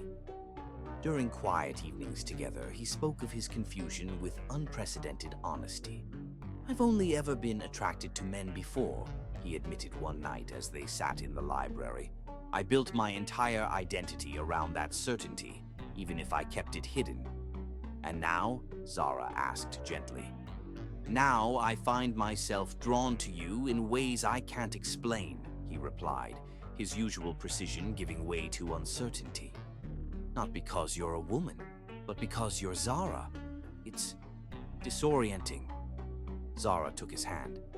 "Maybe you're not as easily defined as you thought. Maybe none of us are." These private moments of connection remained sheltered within the mansion walls. In public, they maintained their established image as the perfect power couple, though those who knew Alexander well noticed subtle changes. His increasing willingness to consider alternative viewpoints in meetings, his less rigid adherence to tradition, even occasional genuine smiles that transformed his usually stern features. 6 months into their marriage, Eleanor Westbrook invited them to Sunday brunch at the family estate, an unusual request, as Alexander's mother had maintained a cool distance since their wedding. "We should be prepared," Alexander warned as they drove through the ornate gates of his childhood home. "My mother rarely extends invitations without purpose." The Westbrook estate was even more imposing than the mansion where they lived. A sprawling Tudor-style manor surrounded by meticulously landscaped gardens. Family portraits lined the grand entryway, generations of Westbrooks gazing down with the same aristocratic features Alexander had inherited. Eleanor greeted them in the sunroom, elegant as always in a pale blue suit that complemented her silver hair. 2 of Alexander's cousins and their spouses were already seated, conversations pausing as Zara and Alexander entered. "Alexander, darling," Eleanor said, offering her cheek for the obligatory kiss. "And Zara, how lovely to see you both." Throughout the elaborate meal, Zara felt Eleanor's calculating gaze, tracking every interaction between her and Alexander. When Alexander absently reached for Zara's hand, a gesture that had become natural in their private life, but was new in family settings, Eleanor's eyes narrowed perceptibly.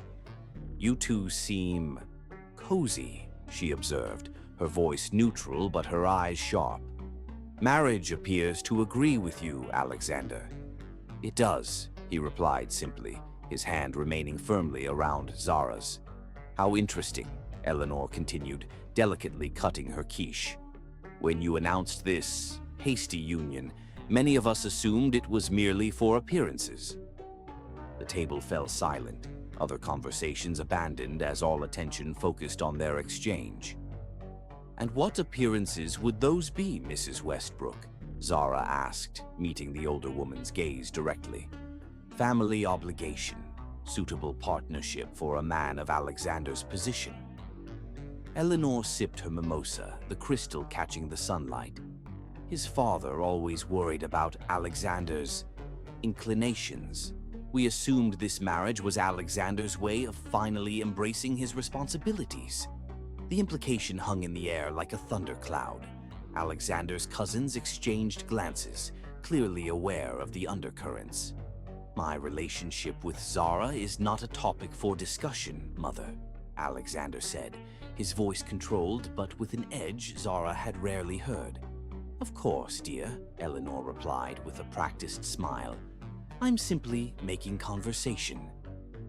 The remainder of brunch passed in superficial pleasantries, but the atmosphere had shifted. Eleanor's message had been delivered. She suspected something had changed in their arrangement, and she wasn't pleased. As they prepared to leave, Eleanor took Zara aside while Alexander spoke with his cousins. "You've accomplished quite a feat," she said quietly. "6 months ago, my son was the consummate businessman. Now he's distracted, making unconventional decisions, defying board recommendations."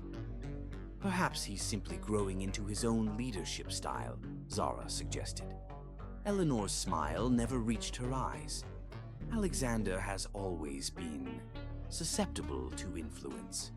His father worked very hard to shape him into a proper Westbrook. It would be a shame to see that work undone. The threat was veiled but unmistakable.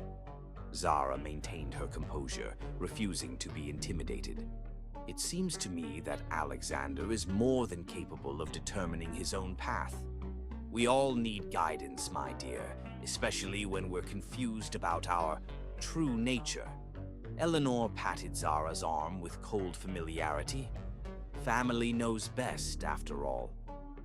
On the drive home, Alexander remained unusually silent, his knuckles white on the steering wheel. Your mother made her disapproval quite clear, Zara finally said.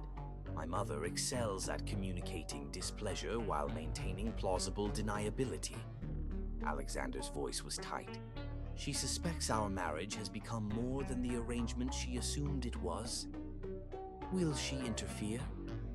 Count on it, he said grimly. The question is how, not if. They didn't have to wait long for an answer. 3 days later, Alexander was summoned to an emergency board meeting, unusual timing that immediately raised suspicions. While he was gone, Zara received an unexpected visitor. Richard Hampton, Alexander's father's oldest friend and head legal counsel for Westbrook Industries. Jenkins showed the silver-haired attorney into the sitting room with visible reluctance. Mr. Hampton, to see you, madam. Mrs. Westbrook, Hampton greeted her formally. I apologize for the intrusion, but there's a matter of some delicacy we need to discuss. Of course, Mr. Hampton. Alexander should be home in a few hours if... It's you I need to speak with, he interrupted, placing a leather portfolio on the coffee table between them. Regarding the nature of your marriage... Zara's pulse quickened, but she kept her expression neutral. I'm not sure I understand. Hampton slid a document from the portfolio, a copy of her marriage contract with all its cold, transactional terms clearly visible. This arrangement was intended to be mutually beneficial but strictly business. The board has reason to believe the parameters are changing in ways that could destabilize Alexander's leadership. My marriage is hardly board business, Zara replied evenly. When it affects the company's stability, it becomes our concern. Hampton's tone remained professional, almost regretful. Alexander has been making uncharacteristic decisions lately, rejecting the Singapore merger, restructuring executive compensation to favor lower-level employees, supporting diversity initiatives that his father would never have approved. Those sound like positive changes, Zara observed. They're departures from established Westbrook policy, Hampton countered, coinciding with his increasing emotional attachment to you. The implication was clear. They believed Zara was manipulating Alexander, using their developing relationship to influence company direction. What exactly are you suggesting, Mr. Hampton? I'm suggesting that certain board members are concerned that personal factors may be clouding Alexander's judgment.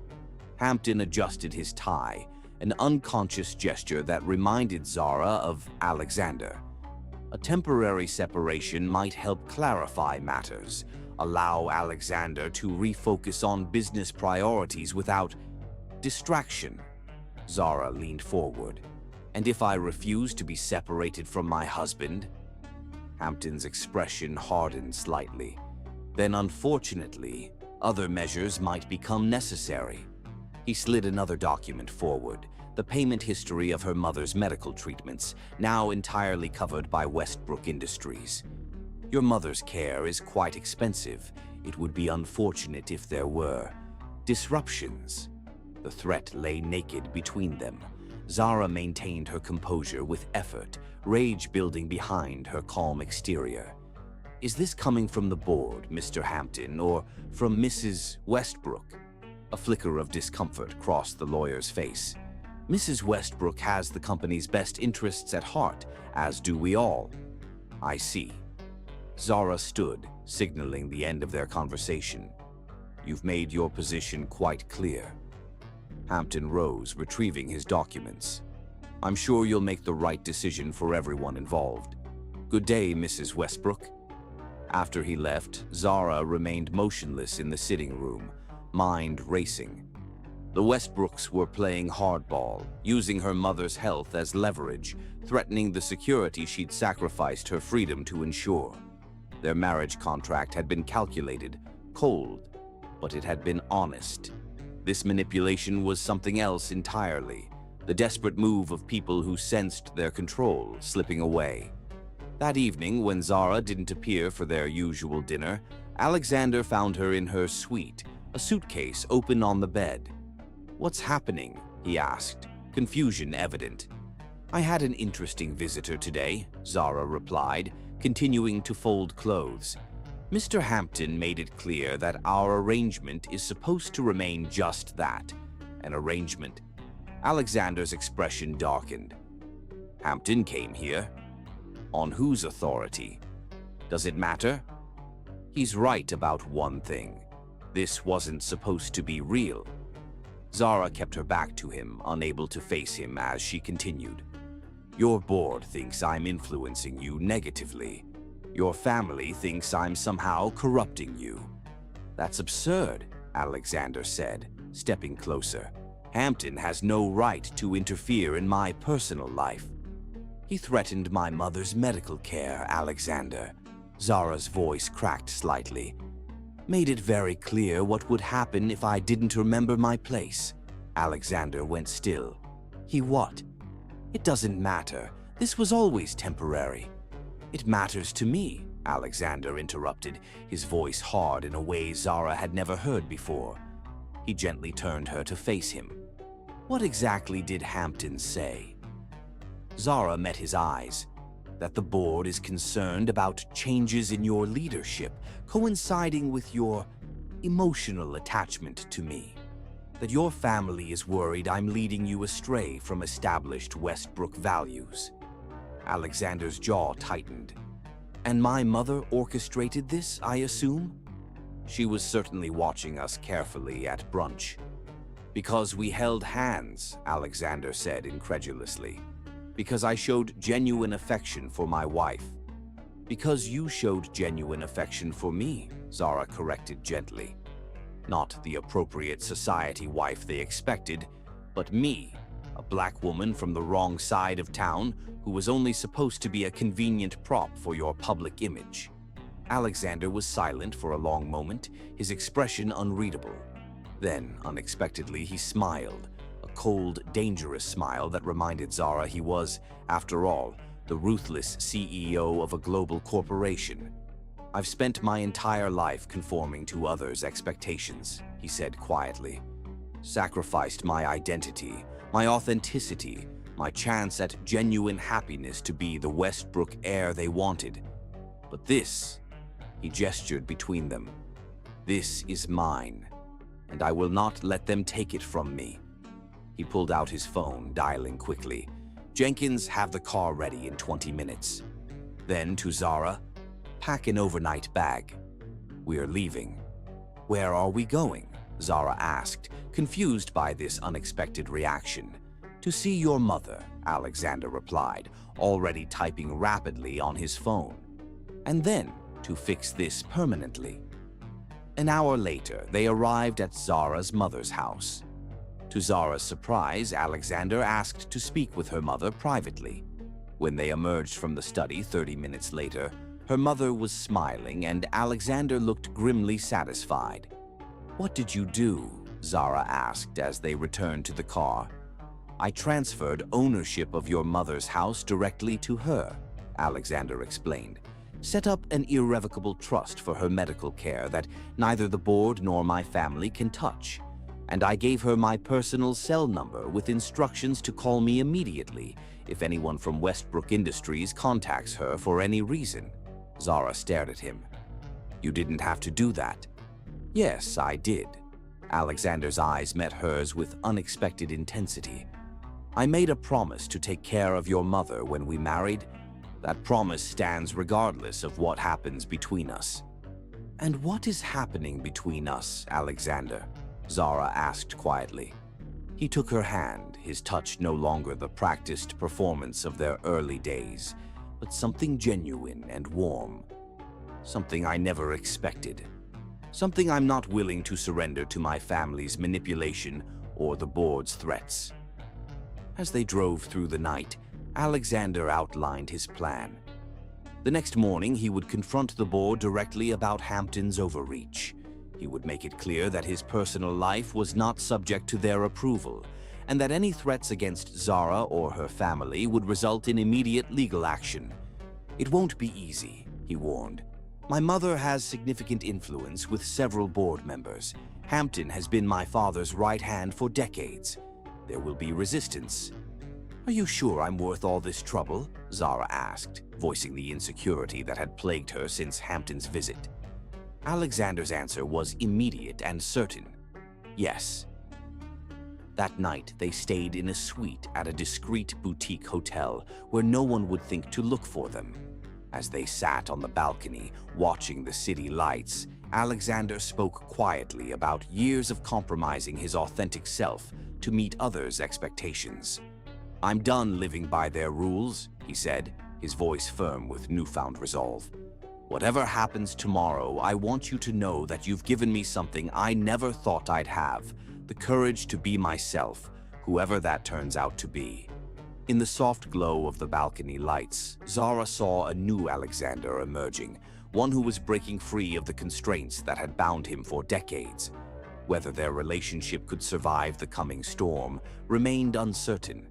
But in this moment, watching him claim his authenticity, Zara felt a surge of fierce pride and something deeper that she wasn't yet ready to name. Chapter 10. The Reflection. The confrontation with the board was every bit as brutal as Alexander had predicted. Zara waited anxiously in his office, watching raindrops trace patterns down the floor-to-ceiling windows, while the meeting that would determine their future unfolded 10 floors below. 3 hours later, Alexander returned, his perfect composure slightly frayed around the edges, tie loosened, a faint wrinkle in his usually immaculate shirt. "It's done," he said simply. "What happened?" Zara asked, rising from her chair. "I reminded the board that my personal life is not subject to their approval. I presented evidence of Hampton's inappropriate threats against you and your mother, and I made it clear that any board member who couldn't separate business decisions from personal vendettas would find themselves facing a shareholder vote of confidence." "And they accepted that?" Alexander's lips curved in a cold smile. "They had little choice. I hold controlling interest in the company.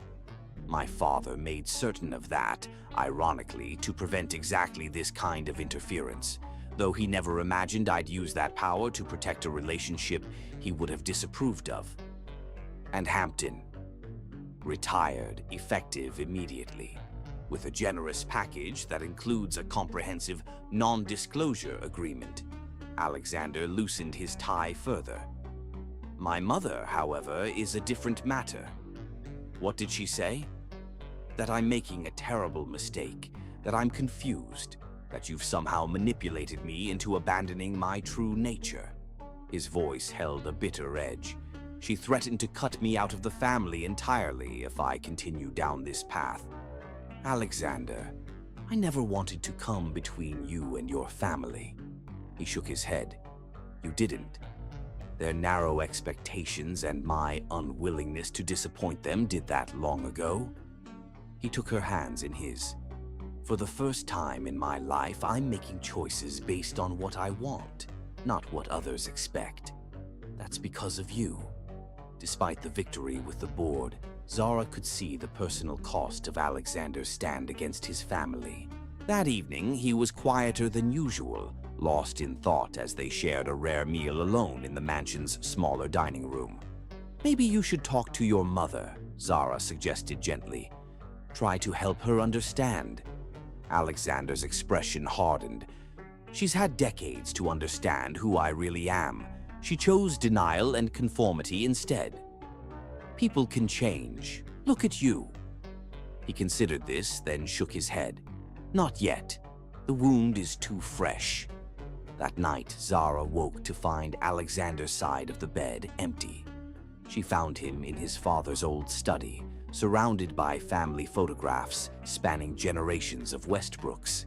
"I always thought I'd feel free when I finally stopped trying to be what he wanted," Alexander said without turning, sensing her presence. "Instead, I feel lost," Zara suggested, moving to stand beside him. "Uncertain. For so long, my path was clearly defined by his expectations. Now I have to figure out who I am without them." Zara studied the photographs, stern patriarchs in formal poses, generations of privilege and power captured in silver frames. "You're still Alexander Westbrook, still brilliant, driven, and capable. You're just also becoming more authentic." He looked at her then, his expression vulnerable in a way she'd rarely seen. "And if I don't know what authentic means for me yet, then we discover it together," she said simply, taking his hand. The following week brought unexpected challenges. Photos of them at the boutique hotel appeared in a tabloid, accompanied by speculation about trouble in their marriage. The society pages buzzed with rumors of Alexander's sudden changes at Westbrook Industries and his equally sudden absence from family gatherings. More personally, Zara found herself questioning the nature of their evolving relationship. What had begun as a business arrangement had transformed into something genuine. But what exactly? Were Alexander's feelings for her real, or simply a reaction against his family's control? Was her own growing attachment to him authentic, or a form of Stockholm Syndrome? Needing space to think, Zara retreated to her mother's house for a few days. Alexander accepted her decision with quiet understanding, though she caught the flicker of hurt in his eyes as she packed her overnight bag. "Take whatever time you need," he said, standing in the doorway of their now shared bedroom. "I have meetings in Tokyo next week anyway."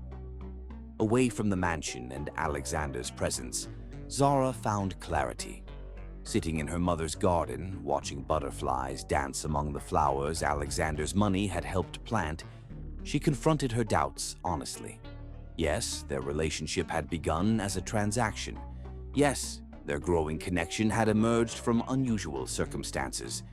But the feelings developing between them, the mutual respect, the genuine care, the slow-building intimacy, those were real, unexpected, unplanned, but undeniably authentic. Her mother joined her, easing herself carefully into the adjacent chair. Her health had improved dramatically under the specialized care Alexander had arranged. "You're thinking hard about something," her mother observed. "Just sorting through some confusion," Zara replied. "About Alexander?" When Zara looked surprised, her mother smiled. "I may be old, but I'm not blind. Something's changed between you two." Zara sighed. "Everything's changed. What started as an arrangement has become something else, something real. And that scares you? It complicates things. We had clear terms before, a 5-year contract, mutual benefits, no emotional entanglements. Now I don't know what we are." Her mother reached over, patting her hand gently. "Life rarely follows the contracts we try to impose on it, baby. Sometimes the most beautiful things grow from unexpected places. But what if it's not real? What if he's just rebelling against his family, using me as the ultimate act of defiance?" "Is that what you truly believe?" her mother asked, wisdom in her tired eyes. "Because when that man talks about you, there's nothing rebellious in his voice. There's reverence." Zara considered her mother's words as the sun set over the garden. Whatever was happening between her and Alexander defied the neat categories and clear terms they'd both relied on. It required faith, something neither of them had much experience with. Meanwhile, Alexander faced his own reckoning in Tokyo. Away from Zara for the first time since their relationship had shifted, he found himself missing her with an intensity that surprised him. Not just physically, but her perspective, her quiet strength, the way she challenged him to be more than his family's expectations. In meetings with Japanese executives, he found himself adopting approaches he'd learned from watching Zara, listening more carefully, seeking genuine connection rather than advantage, finding common ground rather than leverage points. "You have changed, Westbrook-san," the elderly CEO of their partner company observed during a private dinner. "There is a balance to you now that was missing before." Alexander considered this. Personal circumstances have evolved. The CEO nodded knowingly. The most successful man finds harmony between his business mind and his personal heart. It seems you are finding this balance. That night, alone in his hotel suite overlooking Tokyo's glittering skyline, Alexander made a decision. He'd spent his entire life living within carefully constructed boundaries. His father's expectations, his mother's social requirements, the board's business parameters, his own rigid self-definition. With Zara, those boundaries had begun to dissolve, revealing possibilities he'd never allowed himself to imagine. Whatever happened next, whether she chose to continue their evolving relationship or return to their original arrangement, he couldn't go back to the emotional fortress he'd built around himself. Zara had shown him a different way to exist, and he wouldn't surrender that growth, regardless of the outcome. As Alexander flew home across the Pacific and Zara drove back to the mansion from her mother's house, both arrived at the same fundamental truth. They had transformed each other in ways neither had anticipated, and whatever came next would be a choice rather than an obligation. The first truly free choice either had made in a very long time. Chapter 11. The Grand Gesture. Transformed by Zara's relentless love, Alexander finally embraced his authentic self. He returned from Tokyo with renewed clarity about what and who mattered most to him. But when he arrived at the mansion, he found Zara's note explaining she'd moved back to her old apartment temporarily, needing space to sort through her feelings. The mansion felt hollow without her presence, the colorful touches she'd added only emphasizing her absence. Alexander spent a restless night in their shared bedroom, surrounded by the subtle scent of her perfume lingering on the pillows. The next morning, as he prepared for a crucial board meeting, Alexander made a decision that would change everything. No more hiding, no more compromise, no more denying what he truly wanted. At Westbrook Tower, he found his mother waiting in the boardroom with the directors, her presence unexpected but not surprising. She'd clearly come to witness, perhaps even influence, what she assumed would be his capitulation to traditional Westbrook values after a brief rebellion. "Alexander," she greeted him coolly, "I trust your time in Tokyo was productive." "Extraordinarily," he replied, taking his seat at the head of the table. "In fact, it clarified several things for me." Eleanor smiled thinly. "I'm pleased to hear it. The board has been concerned about recent distractions." Alexander surveyed the room. 12 men and 2 women who'd known him his entire life, who'd watched him mold himself into the perfect Westbrook heir at the cost of his authentic self. "I've called this meeting to announce some changes," he began, his voice steady, "both personal and professional." Richard Hampton's replacement, a shrewd corporate attorney named Myers, cleared his throat. "We're all eager to hear how you plan to address the recent disruptions in leadership direction." "The disruptions, as you call them, are precisely what we're here to discuss." Alexander straightened his already perfect tie, a gesture of centering rather than nervousness. "For 20 years, I've led this company according to parameters established by my father. I've been successful by every metric: stock value, market expansion, profit margins." Nods around the table. This was familiar, comfortable territory, but I've come to recognize that success without personal integrity is ultimately hollow. Alexander continued, his gaze steady. "My father built this company through innovation and bold vision. Somewhere along the way, that vision calcified into rigid adherence to tradition for tradition's sake. Eleanor's expression hardened. Your father's principles built this empire, Alexander. His business acumen built this empire, Mother. His personal principles, Alexander paused, choosing his words carefully, were more complicated. What exactly are you suggesting? Asked Bradley Wilson, the longest-serving board member. I'm not suggesting anything. I'm stating facts. This company has systematically resisted diversity initiatives, maintained an outdated corporate structure, and prioritized traditional optics over substantial innovation. All because that's how it's always been done. Wilson leaned forward. The Westbrook way has served us well for generations. Has it? Alexander countered. Our market share in emerging technologies has declined 15% over the past decade. Our workforce diversity metrics are in the bottom quartile for companies our size.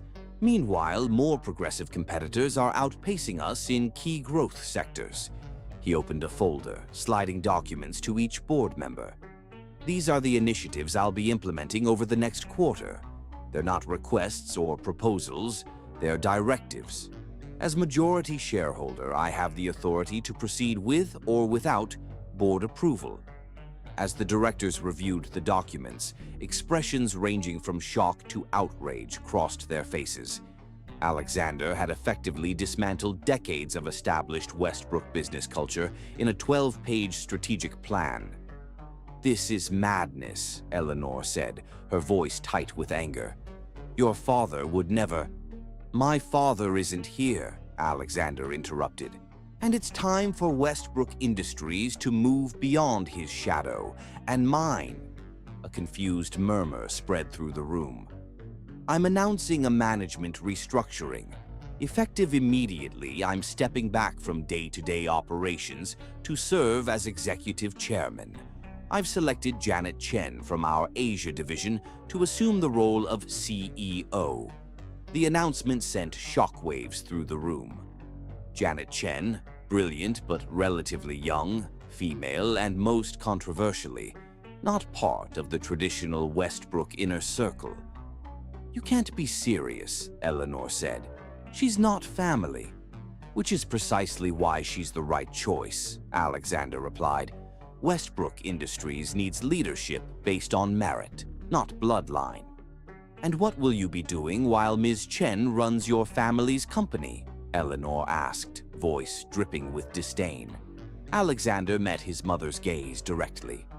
Living authentically for the first time in my life.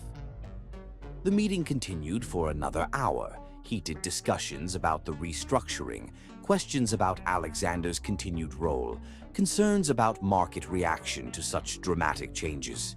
Throughout, Alexander remained calm and resolute, answering each question with clarity and purpose. As the meeting concluded, Eleanor remained behind, her composure finally cracking as the last board member exited. This is about her, isn't it? She demanded. That woman has turned you against everything your father built, everything we raised you to be. Zara hasn't turned me against anything, Mother.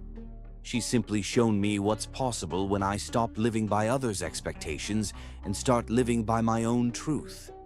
And what truth is that? Eleanor asked bitterly.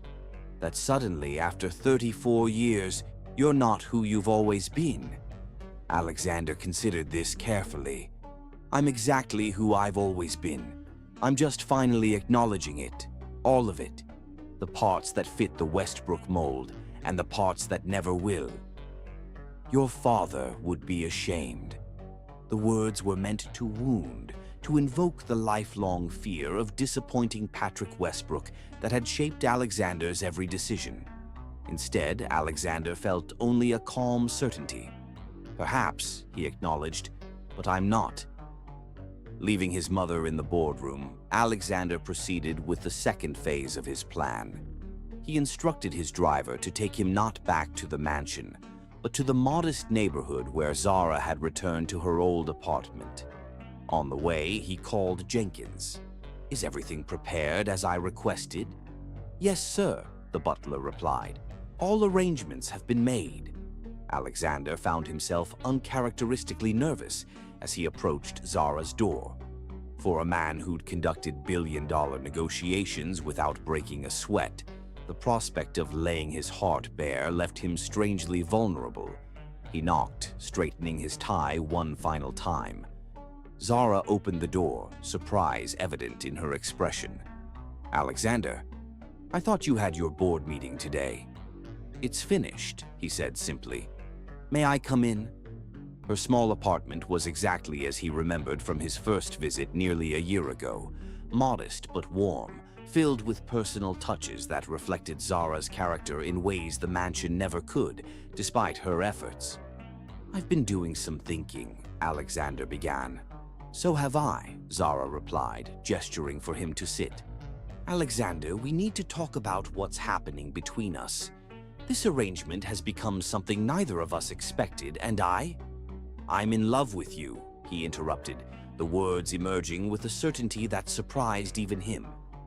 Zara went still, her eyes widening. "What did you say?" "I'm in love with you," Alexander repeated, finding the second declaration easier than the first. "Not as part of our arrangement, not as a reaction against my family, not as some identity crisis. I'm in love with you, Zara Jenkins, specifically and completely." He moved to kneel before her, taking her hands in his. "You awakened something in me I never knew existed. Your unwavering dedication to seeing the man beneath my defenses has transformed me completely. I'm not just falling for your patience, strength, and compassion. You've awakened a passionate, loving man I never knew existed within myself." Tears gathered in Zara's eyes.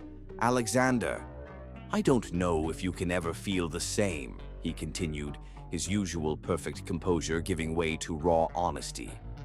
"Our beginning was hardly conventional, but I know with absolute certainty that what I feel for you is real, and I'm willing to spend as long as it takes to prove that to you." Alexander reached into his pocket, producing not a ring but a key. "This isn't what you think," he explained, seeing her expression.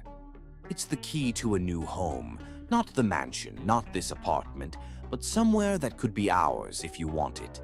No contracts, no arrangements, no obligations.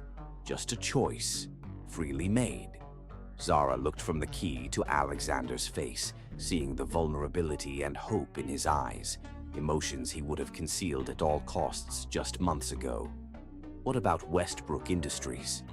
Your family, everything you've built?" "I've restructured the company leadership. I'll remain involved but not consumed by it. As for my family," Alexander sighed, "that bridge may take time to rebuild, if it can be rebuilt at all. But I've spent my entire life trying to be what others wanted. I'm ready to be who I am, with or without their approval." "And who are you, Alexander?" Zara asked softly. He smiled, a genuine, unguarded expression, so different from the calculated smiles he'd once perfected for business purposes. "I'm still figuring that out, but I know I'm a man who loves you, who wants to build something real with you. The rest we can discover together." Zara's hand closed around the key, her fingers warm against his. "I have conditions," she said, her voice steady despite the tears in her eyes. "Anything," Alexander replied immediately. "No more arrangements, no more contracts. If we do this, we do it as equals, partners in every sense." "Agreed. And we find a way to use your resources to help others in situations like mine was. People forced into impossible choices by medical debt or financial crisis." Alexander nodded. "I've already established a foundation. You can direct it however you see fit." "And one more thing," Zara said, her expression serious though her eyes shone with emotion. "You have to kiss me right now, because I love you too, Alexander Westbrook, and I have for longer than I've been willing to admit." For once in his meticulously controlled life, Alexander needed no further instruction. As their lips met, the final walls between them crumbled completely, revealing not just passion but a deeper connection, one built on mutual transformation, authentic recognition, and the courage to choose love over fear. Chapter 12. The True Beginning.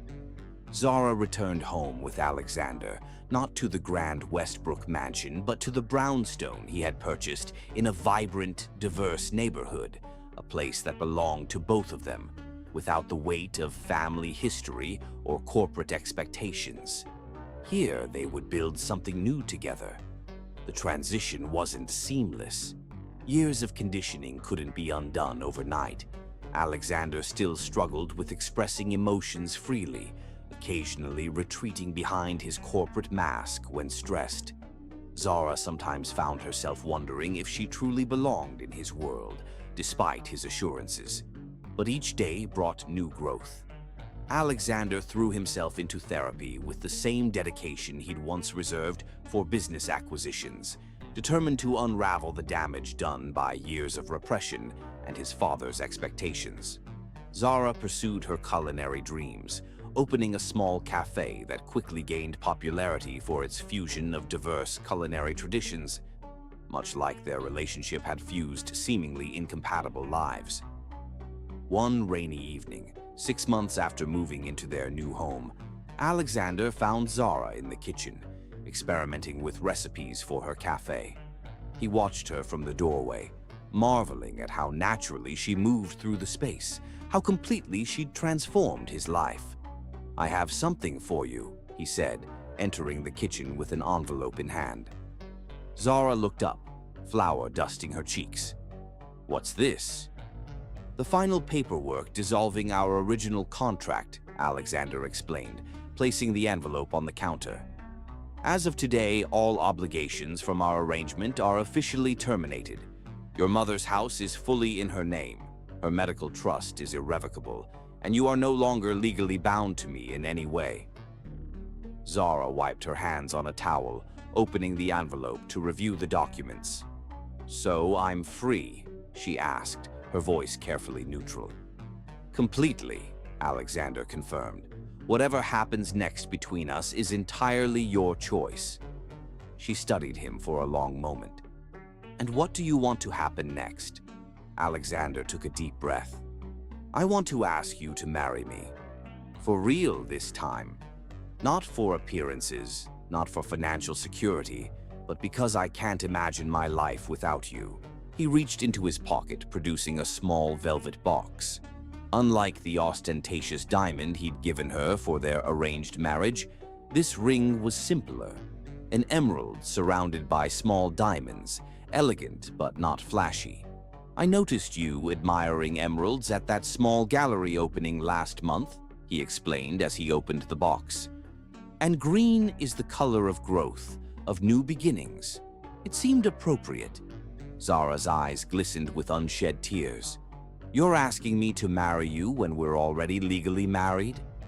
"I'm asking you to choose me freely, knowing exactly who I am, flaws, complications, and all. Our first wedding was a business transaction. This would be a true commitment." Zara moved around the counter to stand before him. "You've become a romantic, Alexander Westbrook." "I've become myself," he corrected gently. "Because of you." Zara took the ring from the box, studying it in the kitchen's warm light. "When would this wedding take place?" "After our legal divorce," Alexander said. "I want to dissolve everything from our arrangement completely. Start fresh, with no contracts between us but the promises we freely make to each other." "A divorce followed immediately by a wedding," Zara mused, a smile playing at her lips. "The gossip columns will have a field day." "Let them," Alexander replied with newfound indifference to public opinion. "All that matters is what's real between us." Zara slipped the ring onto her finger, then reached up to cup Alexander's face between her hands, a gesture that had become precious to them both, a reminder of the storm-drenched night when they'd first acknowledged their feelings. "Yes," she said simply. "I choose you, Alexander. Not your name, not your wealth, just you, the man you're becoming, the man you've always been beneath all those layers of protection. Their kiss sealed a promise far more binding than any legal contract they'd signed a year before. 2 years later, Zara stood in the nursery of their brownstone, watching Alexander cradle their newborn son. Elijah Patrick Westbrook had his father's startling blue eyes and his mother's warm brown skin, a perfect blend of their worlds. "He's going to break hearts someday," Zara observed, moving to stand beside the rocking chair where Alexander sat, seemingly mesmerized by the tiny face looking up at him. "He's going to change the world," Alexander replied softly, a tenderness in his voice that would have been unimaginable to the cold businessman she'd first met. The Westbrook Foundation for Economic Justice, which Zara now directed, had already helped hundreds of families facing medical debt and financial crises similar to her own. Alexander's restructuring of Westbrook Industries had proven remarkably successful, with Janet Chen leading the company to record growth while implementing progressive policies that would have scandalized the old board. Eleanor Westbrook had finally, grudgingly, begun to accept the reality of her son's transformation. Her first meeting with baby Elijah had thawed decades of emotional distance. As she held her grandson with tears, she didn't bother to hide. "Are you happy?" Zara asked, her hand resting on Alexander's shoulder as he gently rocked their son. Alexander looked up at her, his expression open in a way that still sometimes surprised her. "More than I ever believed possible," he answered honestly. "Are you?" Zara thought of their journey, from that first tense meeting in his office to this moment of profound intimacy. She thought of the cold arrangement that had slowly, improbably blossomed into deep love. She thought of the walls they'd both built for protection, now transformed into the foundation of something stronger. "Completely," she said, bending to kiss first her son's forehead, then her husband's lips. This was worth everything. As the setting sun cast golden light through the nursery window, illuminating the family in its warm glow, Zara reflected on the strange path that had led them here. What had begun as a desperate bargain to save her mother had transformed not just Alexander but herself as well, opening her heart to possibilities she'd never dared imagine, teaching her that authentic connection could emerge from the most unlikely beginnings. Their story had started with a contract, but it would continue with a choice, renewed each day, strengthened by every challenge overcome, deepened by mutual growth and understanding. Not an arrangement of necessity, but a love freely chosen, again and again, for all the days to come. Outside, the city hummed with life and possibility. Inside, in the quiet nursery of their brownstone, Zara and Alexander held their son between them, living proof that sometimes the most beautiful things grow from unexpected places, if only we have the courage to let them bloom.